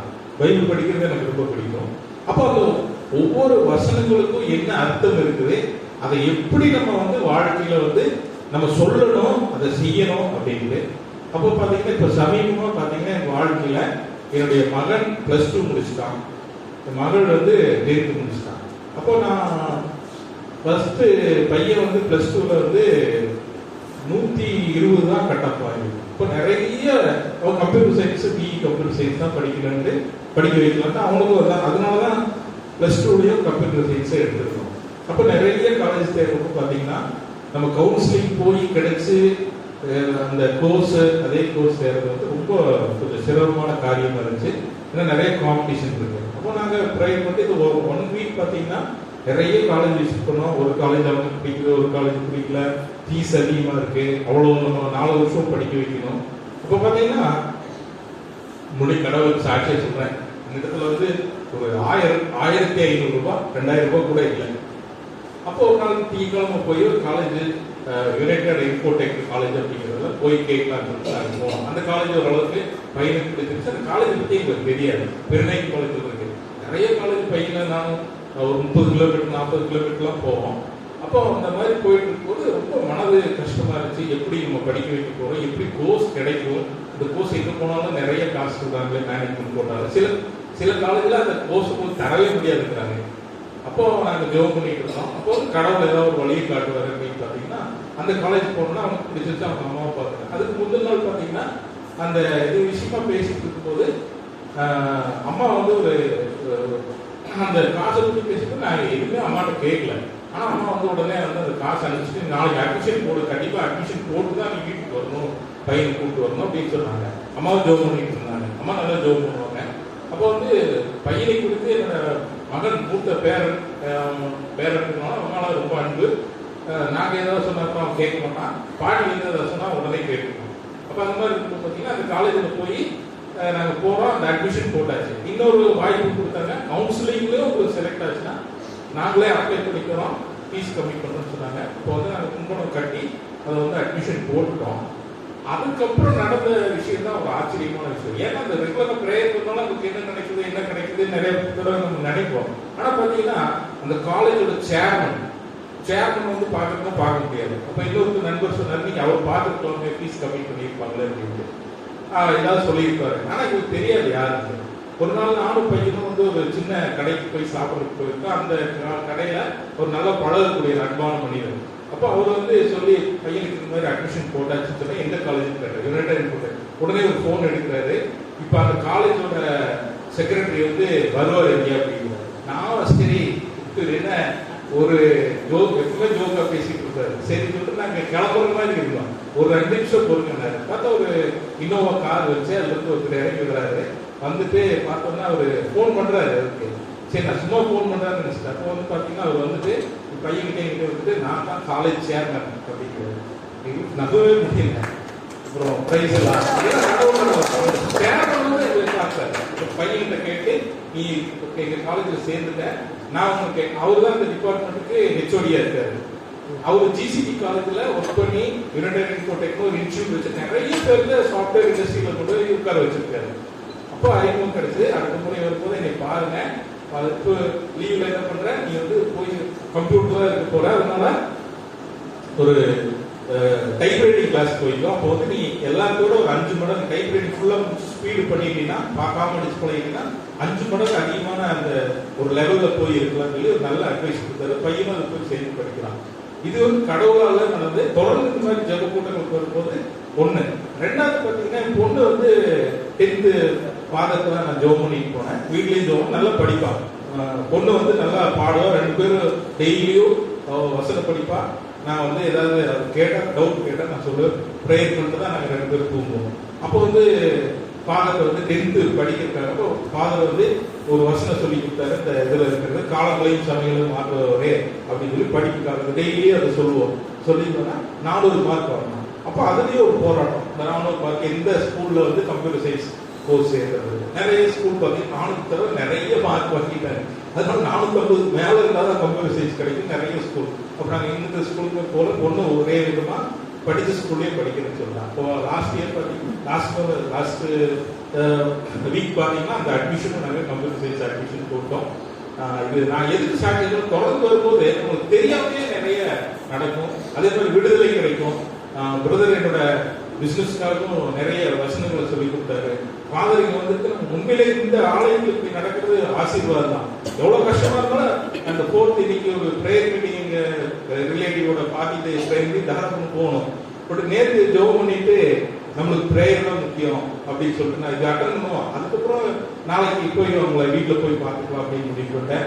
எனவே கடவுள் தொடர்ந்து நீங்க ஜெபத்துக்கு வரும்போது நிச்சயமாகவே உண்மையிலேயே வாழ்க்கையில நம்ம கண்ணுக்கு புலப்படாத அதிசயங்களை செய்து கொடுக்குறார். அதுக்காக அனைவருக்கு நன்றி சொல்லி தொடர்ந்து இருந்தால் ஜெபித்து போகணும்.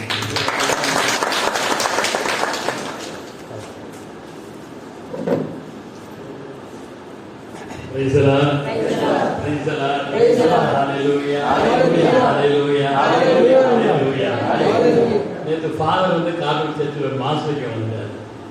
சரி ஃபாதர் பார்க்கலான்னு போனேன். இப்போ ஃபாதர் கொஞ்சம் வெளியில் போயிருந்தாரு. 4ஆம் நாள் பார்த்து ஃபாதர் வந்தார். அப்புறம் பேசி வந்தார். வீட்டில் நைட் 10 மணிக்கு வந்து படுத்து தூங்கிட்டேன். தூங்கிட்டு இருக்கும்போது நம்ம தலை என்ன பண்ணுறாரு, அவர் கும்பகோணம் பையன் கும்பகோணம் பக்கத்தில் போயிருந்தார். அவர் இந்துவாக இருக்காரு. பட் ஒரு 50 முறை படிச்சிருப்பீங்க. 8 முறை பயன்படுத்தி அவருடைய ஆர்வம் உள்ளவர். அவர் எப்போதுமே இந்த மீட்டிங் நம்ம வந்து கூட ஜெயிச்சு பரிந்துரையாக பண்ணி ஃபாதர் நீங்கள் வராண்டாங்க நான் இருந்து அவர் அழைக்கப்படுவார். அப்படி இன்னும் ஆண்டவர் அவரை பயன்படுத்தி சொல்கிறாரு. Service manor. இவர் நைட்டு 10 மணிக்கு வந்து பிரதர் ட்ரெயின் விட்டு இறங்கிட்டேன் அப்படின்னாரு. தம்பி 11 பசங்க தம்பி அண்ணா ஸ்டாப்பில் இறங்கி கருப்பிச்சாமி வீடு நேரம் போதை என்ன 2ஆம் வந்து சின்னப்ப போயிட்டா இருக்கும். அங்கே போய் நீங்கள் கேளு அங்கே மாறி கொடுத்துட்டு வர விட்டு போய் படுக்கணும் அப்படின்னு சொல்லி அனுப்பிச்சேன். இவர் என்ன பண்ணாரு, பஸ்ஸு கிட்ட பஸ்ஸு போயிடுச்சு. இவர் ஊருக்கு புதுசு. பிரதர் வண்டி போயிடுச்சு பிரதர், போக வண்டி போயிடுச்சு, அதான் கடைசி பஸ் தான். நான் என்ன பண்ணட்டும் பிரதர், போனால் விட்டுருங்க பிரதர், கவர்மெண்ட் ஹாஸ்பிட்டலுக்கு வாங்க. 1C பஸ்ஸு காந்தி பார்க்கில் வந்து இறங்குங்க, வந்து இந்த வீட்டில் பட்டு வச்சுட்டு காலையில் கொண்டு போய் பண்ணுறான்னு சொன்னேன். இவர் என்ன பண்ணார், பஸ் ஏறி 1C பஸ் ஏறி வந்தவர் கண்டக்டர்கிட்ட கேட்டிருக்காரு. கண்டக்டர் என்ன பண்ணியிருக்கிறாரு, பாதியில் இறக்கி விட்டு இதான் பக்கம் உங்களுக்கு இப்படி ஏறி போங்கன்னு இறக்கி விட்டாரு. இவர் பிரதர் மழை வந்து பிரதர் தனியாக நிற்கிறேன், ஊருக்கு புதுசு ஒன்றும் புரிய மாட்டேங்குது பிரதர் அப்படின்னாரு. எங்கே இருக்கிறேன்னு சொல்லி கேட்டால் ஒரு வீதி பேர் சொல்கிறேன், அந்த வீதி எங்கே எனக்கு தெரியல. என்ன பிரதர், கார் எடுத்துகிட்டு போக முடியல, ஸ்கூட்டர் எடுத்துகிட்டு போக முடியல. ஆனால் 10:30 மணிக்கு எனக்கு மனசு வேதனையாக இருக்குது. இந்த ஒரு மனிதன் வந்து முடிய நேரத்தில் 10:30 மணிக்கு தண்ணி காத்துக்கிறாரு, என்ன பண்ணுறதுன்னு தெரியலையேன்னு சொல்லி போட்டு ஒரு பதவியிலே இருந்துட்டு ஒரு ப்ரேயர் பண்ணிட்டே இருந்தேன். ஆண்டவர் ஏதாவது ஒரு வழி பண்ணுங்க, ஆண்டவரே வசூல் போயிடுச்சு. நான் இந்த மாதிரி பல அனுபவங்கள் எனக்கு இருக்குது. அப்பா அந்த மனிதன் பாவம் வேதனையோடு இருப்பாரு, எனக்கு ஆயுதம் பண்ணுங்க பாதத்தில் ஆண்டவருக்கு ப்ரேயர் பண்ணிட்டு தூடி இதை செய்யணும் தூண்டிட்டேன். ஃபோன் அடிச்சாலே இவர் கடைசியில் திடீர் தூக்க முடிப்பாய் உடனே ஃபோன் அடித்தேன். இவர் என்ன சொன்னார், பிரதர் பாதியிலே கடைக்காரருக்கு போயிட்டாரா. அப்புறம் யாரோ ஒரு ஆள் பிரதர் வெளியிருக்காரு, கடங்காரன் அம்மா ரொம்ப கஷ்டப்பட்டு இருக்கிறாரு, இவர் வியாபாரம் பண்ணி கடலாம் முடிச்சுக்கலான்னு சொல்லி போட்டு இருக்கிறாரா. என் பக்கத்தில் வந்து நின்னாரு. அவர்கிட்ட போய் கேட்டேன், ஐயா நீ யாருங்க என்னன்னு கேட்டேன். அந்த மாதிரி சாய்பாபா காரனுக்கு வரோம் அப்படின்னாரு. ஐயா நான் அங்கே தான் போடணும், அண்ணன் போடணும், அங்கே தான் போடணும். 7 மணியில் எழுதி கொண்டு வந்து அண்ணன் போடுறாங்க, கருப்பிச்சாங்க ஒரு போட்டு போயிட்டாராங்க. வழியாக ஆண்டவர் நேரடியாக வர மாட்டார். ஏதோ ஒரு மனிதன், அந்த மனிதன் யாருக்கும் தெரியாது, மெட்ராஸில் நட்டமாகி தன் தொழில் நடத்தி ஏதோ புடைக்கலாண்டு ஊர் விட்டு வந்தாங்க. அவர் இங்கே சுற்றிட்டு வந்து ஒரு மரத்தோட நிற்கிறார். இவர் மனைக்கு இடம் தெரியாம போய் ஒரு பக்கம் நிற்க, 2 பேர் சந்திக்க என்னங்க அதை கரெக்டாக கொண்டு வந்து இருப்பிடத்துல விட்டு போட்டு போயிட்டாரு. பிரைஸ் எல்லாம் அந்த பஸ்ஸுக்கு வரதுக்குள்ள ஆண்டவர் பிரதர் வழியாக கொண்டு வந்துட்டாரு. அவங்க அது நான் ஃபெடரேஷனில் இறங்கிட்டேன். பஸ் ஓடி பார்த்தா முடியல, போயிடுச்சு. உடனே என்ன பண்ணிட்டு சரிட்டு இதை வருதுக்கு ஃபோன் பண்ணிட்டு பஸ் ஏறி வந்துட்டு இருக்கேன். அங்கே வந்து பூக்கடை தெரு அந்த அங்கே வந்து இறங்கிட்டு இறங்கினோடனே அந்த பிரதத்தை பேசும்போது நான் வந்து இந்த இடத்துக்கு போகணும் அப்படின்னு சொல்லி சொல்கிறேன். அவர் என்ன சொல்றாரு, நான் என் மனைவி ஒரு கிறிஸ்தவங்க, ஆனால் நான் வந்து தான் பேர் உலகனார்.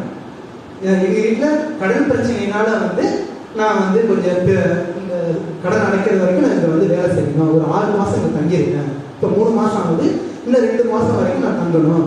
என் பிள்ளைங்களுக்கு 2 பிள்ளைங்களுக்கும் 50,000 பணம் கட்டணும், ஸ்கூல் ஃபீஸு, அதனால நான் இங்கே இருக்கேன் அப்படின்னு சொல்லி சொன்னாங்க. சரி இவர் இந்த பையனாக இருக்கிறாரு, நம்ம எதுவும் சொல்ல வேண்டாம், பொறுமையாக நம்ம அவர் என்ன சொல்கிறாரு கேட்டு போகலாமே இருந்தார். அவர் இறக்கி விடும் பொழுதையும் நான் இறங்கி சொன்னேன், பிரதர் உங்கள் பேர் உலகநாதன் சொல்கிறீங்க, நான் ஏசப்பாவை நம்புவேன், நீங்களே ஏசப்பாவை நம்புங்க, சீக்கிரமாக கடனை முடிச்சு உங்கள் ஆண்டவர் சென்னைக்கு அழைச்சிட்டு போயிடுவாரு அப்படின்னு சொல்லி சொன்னாங்க. உடனே அவர் சொல்றாரு, என் மனைவி கிறிஸ்தவங்க, நான் மட்டும்தான் இந்துவா இருக்கேன் அப்படின்னாங்க. அப்போ சீக்கிரமா நீங்க உங்க மனைவிக்கு சேர்ந்து ஆண்டவரை தேடுங்க, எல்லா பிரச்சனையும் தீர்ந்து நீங்க நல்லா சந்தோஷமா இருப்பீங்க அப்படின்னு.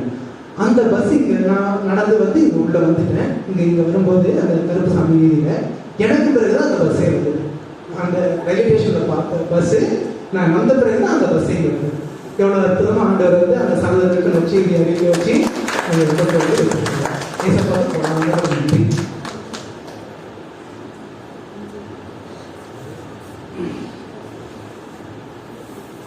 இவர் ஆனா பாத்தீங்கன்னா இந்து சகோதரர், இவருடைய மனைவி ஆனா பேர் அனிதா, அவங்களும் இந்து சகோதரர் தான்.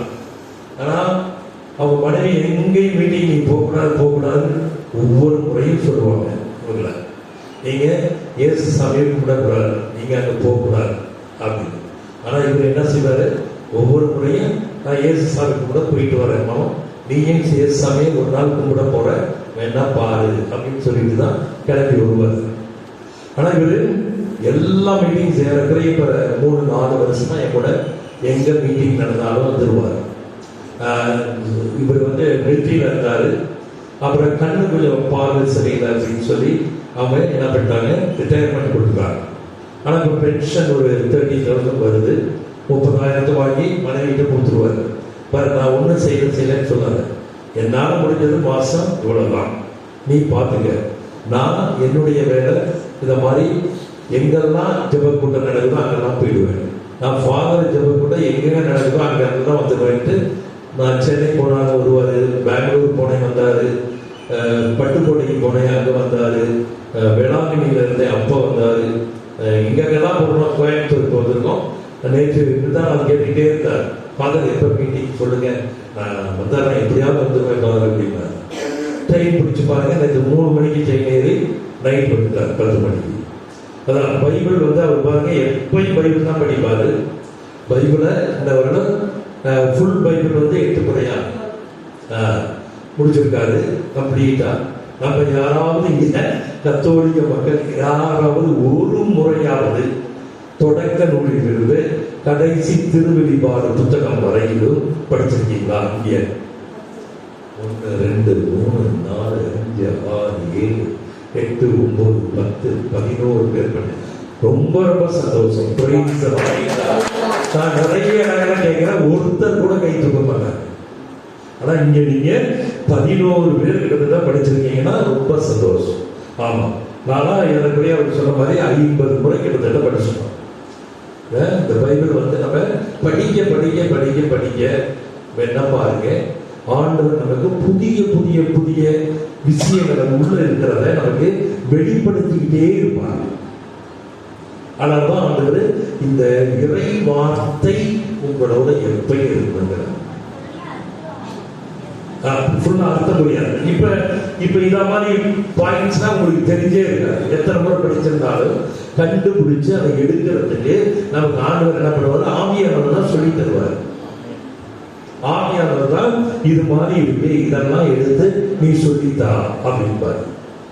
அப்ப நம்ம இத மாதிரி படிக்கிறப்ப இதெல்லாம் ஆண்டவர் சொல்லி கொடுத்துட்டே இருப்பாரு. இது மாதிரி நிறைய விஷயங்கள் இருக்கு உள்ள நம்முடைய வாழ்க்கைக்கு உண்டானது. ஏன் இதை சொல்றேன் அப்படின்னா, அவரு பிரதர் ராபின் சொன்ன மாதிரி இதை நம்ம செய்ய செய்ய வேணா பாருங்க, உங்களுக்கே தெரியாது இந்த பொண்ணையும் இந்த பையன் இந்த அம்மா ஏன் கூட என்னைய பத்தி தெரிஞ்சுக்கிறாங்க, என்னோடயே இருக்கிறாங்க அப்படின்ட்டு ஆண்டவர் என்ன செய்வாரு, அவர் உங்களோட இருக்கிறப்ப உங்களுக்கு இப்ப அவருக்கு வந்து அந்த நைட் 10 மணிக்கு வந்து இறங்கினாரு, இங்க வந்து சேருவோமானவருக்கு என்னாச்சு பயம் இருக்கும். ஆனா ஆண்டவர் அற்புதமா கூட்டிட்டு வந்துட்டார். இதே மாதிரிதான் உங்களுக்கு செய்வார். அவருக்கு எப்படி காலேஜ்ல அவங்க பையன்களுக்கு 2 பேருக்கு சேர்த்து கொடுத்தாரு ஆண்டவர். அப்ப நீங்க பயப்படவே கூடாது. இந்த மீட்டிங் இந்த நாளை நம்ம வந்து ஆண்டவருக்காக செலவழிக்கிறோம், அது வேஸ்டா, நம்ம இருந்தாரா வேற ஏதாவது வேலைகளை போயிருந்தா ஏதாவது சம்பாதிச்சிருக்கலாமே அப்படின்னு நினைப்பேன். இல்ல, நீங்க அவருக்காக எவ்வளவு நேரத்தை செலவழித்தாலும் அந்த நேரம் ஒருபோதும் உங்களுக்கு வீணாகாது. அவர் சொன்னாரு, அவருக்காக நம்ம எது செய்தாலும் அதை ரெட்டிப்பாக மாற்றி மாற்றி கொடுப்பார்.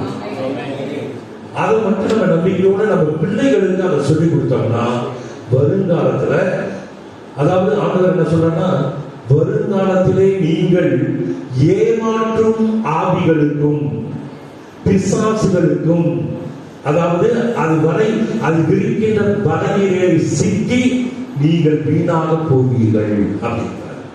நீங்க என்னோடு இருந்தால், என் வார்த்தை உங்கள் உள்ளத்திலே இருந்தால் நீங்கள் உங்களை காப்பாற்றிக் கொள்ள முடியும்.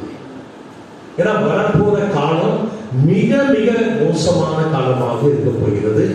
ஏன்னா ஆண்டவருடைய 2ஆம் வருகை மிக மிக நெருங்கி விட்டது. அதுக்கு உண்டான அறிகுறிகள், சிம்டம்ஸ் அங்கங்க நடந்து கொண்டே இருக்கிறது.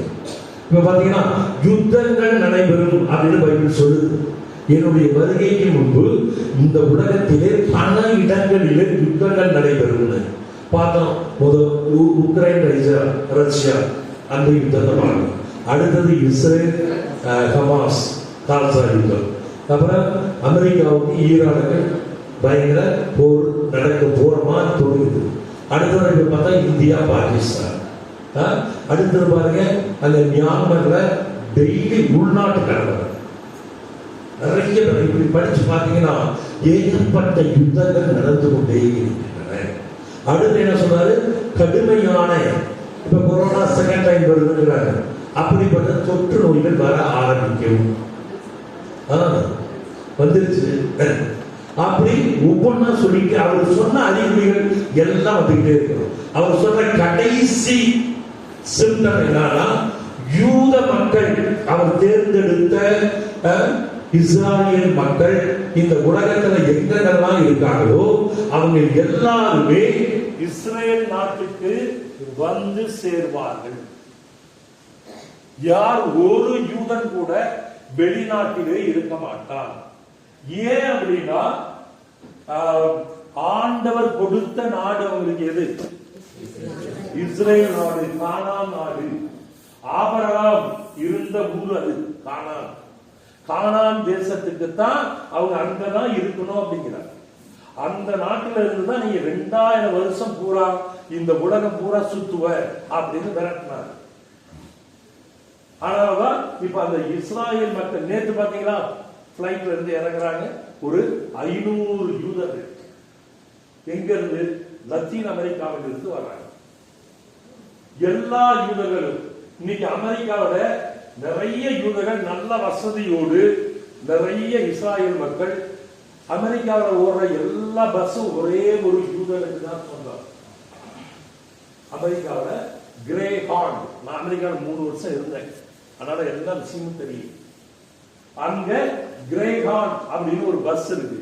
அந்த பஸ் லட்சக்கணக்கான பஸ் அமெரிக்காவில் ஓடுது. அது பூரா யாருக்கு சொந்தம்னா ஒரே ஒரு யூதன். இப்ப KFC பாக்குறீங்கல்ல, கென்டக்கி ஃப்ரைடு சிக்கன், KFC சாப்பிட்டீங்களா? KFC சாப்பிட்டீங்களா? போயிருக்கீங்களா அந்த ஹோட்டலுக்கு?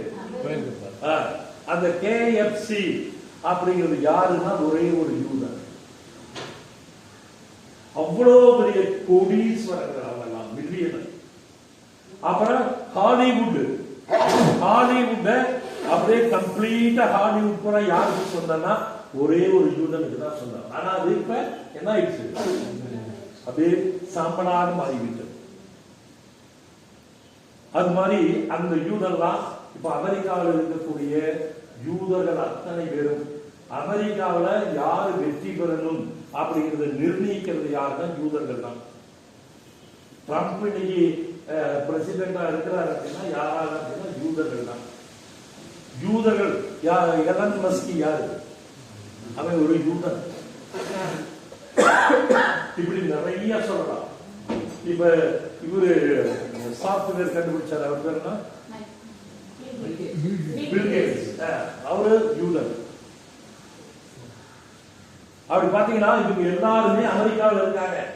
ஆனா ஆண்டவர் என்ன சொல்றாரு? நான் என்னுடைய 2ஆம் வருகைக்கு முன்பாக இந்த ஆளுங்க எல்லாரும் இஸ்ரேலுக்கு தான் வரணும், அமெரிக்காவில் எல்லாத்தையும் விட்டுட்டு வரணுங்கிறார். அதுதான் சிம்டம், கடைசி சிம்டம். அதாவது ஆண்டவருடைய 2ஆம் வருகைக்கு யூதர்கள், நம்ம நாட்டில் இந்த யூதர்கள் தான் கேரளாவில் இருந்தாங்க, எல்லாம் போயிட்டாங்க, எல்லாமே இஸ்ரேலுக்கு போயிட்டாங்க. அப்ப ஆண்டவர் என்ன சொல்றாருன்னா, இந்த மக்கள் சிதறி போன என்னுடைய மக்கள் அத்தனை பேரும் என்னுடைய நாட்டிற்கு நான் கொடுத்த நாடு கானான் தேசம், இஸ்ரேல் நாடு, அங்க வந்து சேருவார்கள். அப்பொழுது என்னுடைய 2ஆம் வருகை இருக்கும் அப்படிங்கிறார். உலக அழிவு இருக்கும், விண்ணும் மண்ணும் என்ன பண்ணிடும்? சுருண்டு விடும்.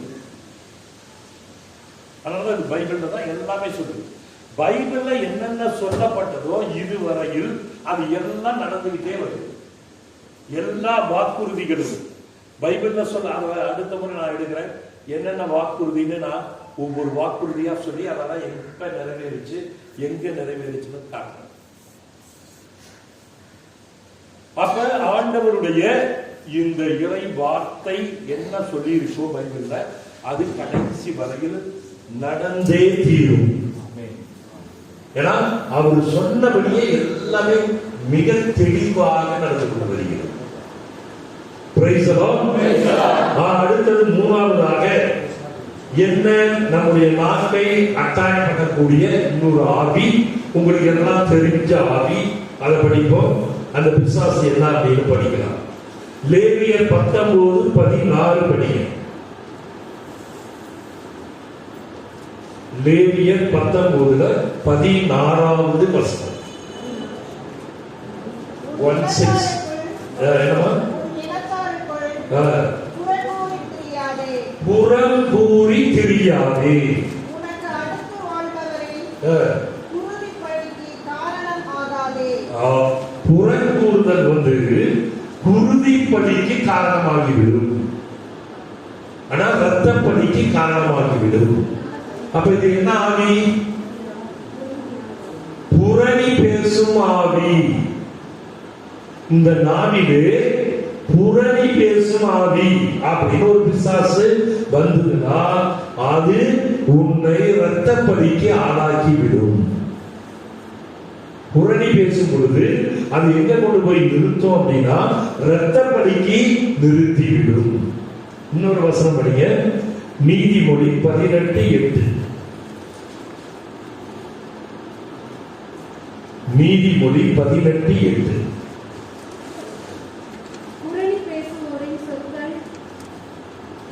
சொல்லுங்க. என்ன சொல்றாங்கன்னா நீங்க புரணி பேசுவது உங்களுக்கு ஆரம்பத்துல எப்படி இருக்கும்? அறுசுவை உணவு போல இருக்கும். படி. அதை அவர்கள் வேறு அவர்களோடு விழுங்குவார்கள். தன் வேலையில் சோம்பல் அடைகிறவன் அழிவை உண்டாக்குகிறவனுக்கு ஒரு வசனம் 8. அதே மாதிரி சங்கீதம் 15:3 படிங்க. திருப்பாடல் 15:3.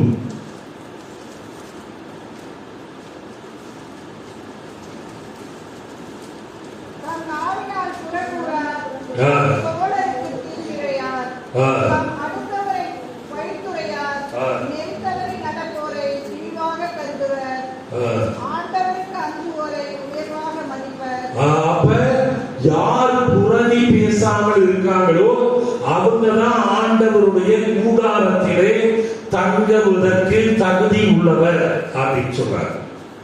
நீங்க ஆண்டவரோடு சீயோன் மலை, சீயோன் எது? எருசலேம். அந்த எருசலேம் நகரிலே நீங்கள் புதிய எருசலேமிலே வாழ வேண்டும் என்றால், ஆண்டவரோடு இருக்க வேண்டும் என்றால் நீங்கள் புரணி பேசக்கூடாது அப்படிங்கிறார். அப்ப புரணி பேசும் ஆவி இங்கிலீஷ்ல என்ன சொல்லலாம்? backbiting, spirit of backbiting இல்லனா spirit of gossip. correct. இந்த spirit of gossip அது நிறைய ஆபீஸ்ல ஸ்கூல்ல பெரிய பிரச்சனைகளை கொண்டு வருது. நான் ஸ்கூல்ல இருந்தேன் 10 வருஷம்.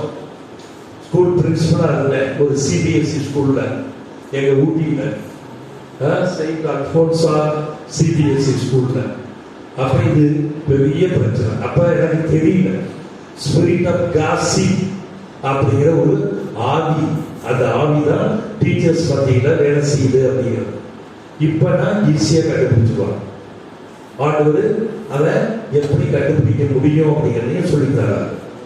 அதனால இந்த ஸ்பிரிட் ஆஃப் காசிப் அப்படிங்கிறது, ஸ்பிரிட் ஆஃப் பேக்பைட்டிங் அப்படிங்கிறது ஒரு கெட்ட ஆவி.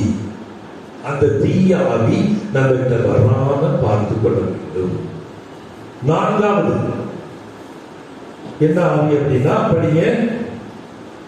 யோவான் 8:44 படிங்க. இல்லைன்னா முதல் நீதிமொழிகள் படிச்சலாம், அப்புறம் 8க்கு போகலாம். நீதிமொழி 12:22. நீதிமொழி 12:22.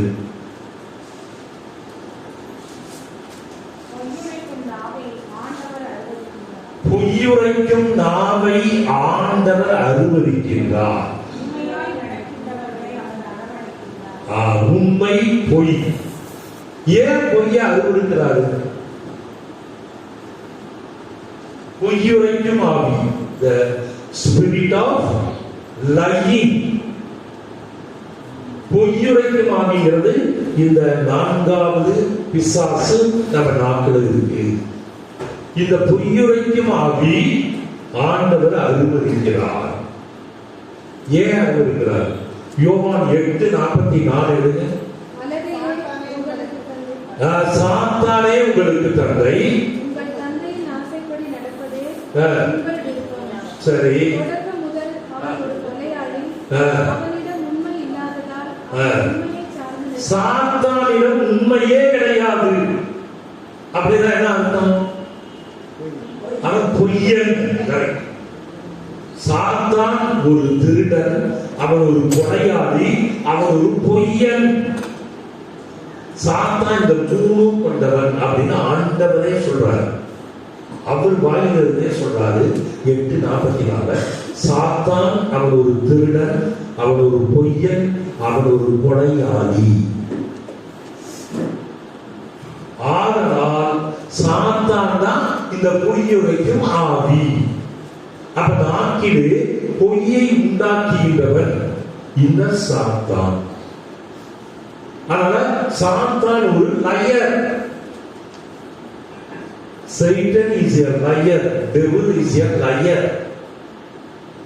அப்ப இந்த பொய்யுரைக்கும் ஆவி யாரும் ஆண்டவர் விரும்புவதே கிடையாது. பைபிள்ல நிறைய இடங்கள்ல இந்த பொய்யுரைத்தல் செஞ்சவங்களை ஆண்டவர் என்ன பண்ணாரு? அப்பயே கொன்றாரு. அது நிகழ்ச்சியில நிறைய இருக்கு. அதுல அதே மாதிரி நீதிமொழி 26:28 படிங்க.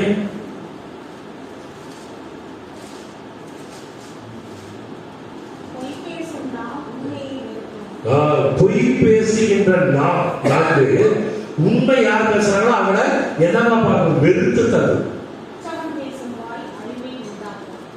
அழிவை கொண்டு வந்துவிடும். பொய் பேசுகின்ற நாக்கை அதாவது அழிவை கொண்டு வந்துவிடும்.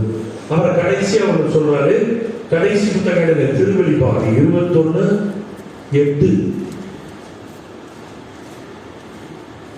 ஆனால் கோழைகள், நம்பிக்கை இல்லாதோர், அருவருப்புக்குரியோர், கொலையாளிகள், பருத்தங்களில் ஈடுபடுவோர், சூனியக்காரர், சிலைகளை காட்டினர், பொய்யர் ஆகிய அனைவருக்கும் பொய்யர் கடைசியா சொல்றாங்க பாருங்க.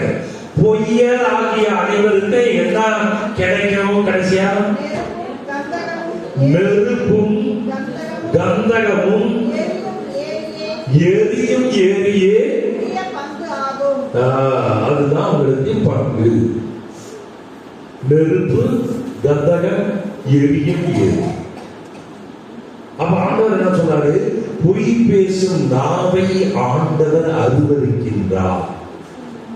அப்ப பொய்யுரைக்கும் ஆவி நமக்கு இருக்கக்கூடாது. இப்ப இது 2 டைம் ஆயிடுச்சு. அடுத்த 2 ஆவி இருக்கு, அது அடுத்த தடவை பார்க்கலாம். இப்ப நான் சொல்றத சொல்லுங்க. என்னிடம் உள்ள புரணி பேசும் ஆவியை என் இருதயத்தை விட்டு வெளியேறும்படி இயேசுவின் நாமத்தினாலே நான் கட்டளையிடுகிறேன். இயேசுவின் இரத்தத்தினால் என்னிடம் இருந்த புரணி பேசும் ஆவி என்னை விட்டு வெளியேறியது. அடுத்தது என்னிடம் உள்ள பொய்யுரைக்கும் ஆவி என் இருதயத்தை விட்டு வெளியேறும்படி இயேசுவின் நாமத்தினாலே நான் கட்டளையிடுகிறேன். இயேசுவின் இரத்தத்தினால் என்னிடம் இருந்த பொய்யுரைக்கும் ஆவி என்னை விட்டு வெளியேறியது. Praise the Lord. Hallelujah. இப்ப இந்த 4 ஆவிகளை நம்ம 4 பிசாசு நம்முடைய நாக்கை தாக்குவதை சொல்லியிருக்கேன். இந்த 4ஐயும் நீங்க டெய்லி ஒரு 10 தடவை சொல்லி பாருங்க. ஆட்டோமேட்டிக்கா அது உங்கள்கிட்ட வரவே வராது. குடும்பத்துல பிரச்சனைகள் இந்த 4 ஆவியினால வருதுன்னா அது விலகிவிடும். உண்மையா நீங்க செஞ்சு பாருங்க. இதெல்லாம் நடக்குமா நடக்காத? இது சூப்பர் நேச்சுரல். இது நேச்சுரல் கிடையாது. இது எல்லாமே சூப்பர் நேச்சுரல் பவர் கொண்டது. அதனாலதான் நான் இதை முழுமையா நம்புறதுனாலதான் எனக்கெல்லாம் பயங்கரமான காரியங்கள் நடந்து கொண்டே நல்லதான் ஆண்டவர் செஞ்சுக்கிட்டே இருப்பார். என்ன காரணம் அப்படின்னா இது சூப்பர் நேச்சுரல். நம்ம புரிந்து கொள்வதற்கும் நம்ம நம்பிக்கை கொள்வதற்கும் கொஞ்சம் கஷ்டமா இருக்கும். ஏன் அப்படின்னா சூப்பர் நேச்சுரலை புரிந்து கொள்வது கடினம். ஏன்னா இதெல்லாம் போய் செய்ய முடியுமா? குடும்பத்துல போய் சொல்லாம இருக்க முடியுமா? கணவன் மனைவிக்குள்ள, இல்ல அப்பா பிள்ளைகளுக்குள்ள, அம்மா பிள்ளைகளுக்குள்ள அப்படின்னு நினைப்போம். ஆனா இந்த பிசாசனைய வெளியே விரட்டி பாருங்க, ஆட்டோமேட்டிக்கா உங்க குடும்பத்துல ஒரு அமைதி, ஒரு நிம்மதி, உங்களுக்கு வேண்டியவை அனைத்தும் கிடைக்கும். இதுதான் ஆண்டவர் நமக்கு சொல்லித் தரக்கூடிய ஒரு மாபெரும் பாடம். இப்ப உங்களுக்கு எந்த பிரச்சனையாக இருந்தாலும் சரி, நான் சொல்லி தர மாதிரி, இப்ப நான் சொன்ன மாதிரி இயேசுவின் ரத்தத்துல, இயேசுவின் நாமத்துல, இயேசுவினுடைய வார்த்தைகளை சொல்லி பாருங்க, அது போயே தீரும். எனக்கெல்லாம் முழு நம்பிக்கை. நிறைய காரியங்கள் நான் போனதுலயே சொன்னேன். நரம்பு மண்டலத்தை பாதிக்கக்கூடிய ஒரு நரம்பு சுருண்டு நின்றுச்சு, பேசவே முடியல. ஆனா இறை வார்த்தை, இறை வசனம், நாமும் அவருடைய ரத்தத்தை சொல்லி ஒரு 3 நாள்ல எனக்கு கம்ப்ளீட்டா கிளியர் ஆச்சு.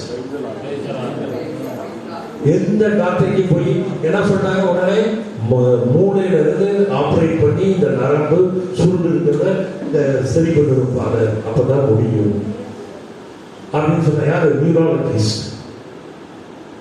நான் இங்கே போன பிஷப் சொல்லி நான் ப்ரே பண்ணேன், தெளிவா கிளியர் ஆயிடுச்சு. Praise the Lord. Hallelujah. ஆண்டவர் அற்புதமா நம்ம நம்பிக்கையோடு அவருடைய வார்த்தையும் அவருடைய நாமத்தையும் அவருடைய ரத்தத்தையும் சொன்னோம்னா நமக்கு நிச்சயம் விடுதலை உண்டு. வியாதிகள் நிச்சயம் குணமாகும். ஏன்னா அதுதான் உண்மை. கேன்சரை குணமாக்க முடியும். நம் ஆண்டவர் இயேசு கேன்சரை குணமாக்குகின்றார், ஆக்கி இருக்கிறார். எத்தனை பேருக்கு பிரஸ்ட் கேன்சர் குணமாயி தெரியுமா? ஒல்லி வார்த்தை. இப்ப ஒருத்தவங்க பிரான்ஸ்ல இருக்காங்க, பிரான்ஸ்ல இருந்து போன் பண்றாங்க, அவங்களுக்கு சொல்லி கொடுத்துருக்கேன். இப்ப அதான் செய்யறாங்க. அவங்க ஃபுல்லா பரவிடுது, இது பண்ணிடுதுன்னு சொல்றாங்க. ஆனா இறை வார்த்தையை நம்பிக்கையோடு ஜெபிக்க ஜெபிக்க ஜெபிக்க அந்த ஆட்டோமேட்டிக்கா கிளியர் ஆகும். ஏன்னா வார்த்தையினுடைய வல்லம். ஓகே, இப்ப நம்ம ஒரு 5 நிமிஷத்துல திருப்பதி ஆரம்பமாகும். திருப்பதி முடிஞ்ச உடனே நமக்கு சாப்பாடு.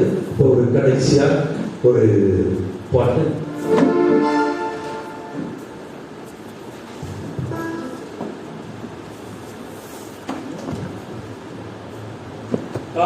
கார்டு வேணும்னா ஜெஃப்ரி இருக்கு, வாங்கிக்கலாம். நீங்க 10 ரூபாய் தான் இந்த கார்டு வேணும்னா அவங்க வாங்கி.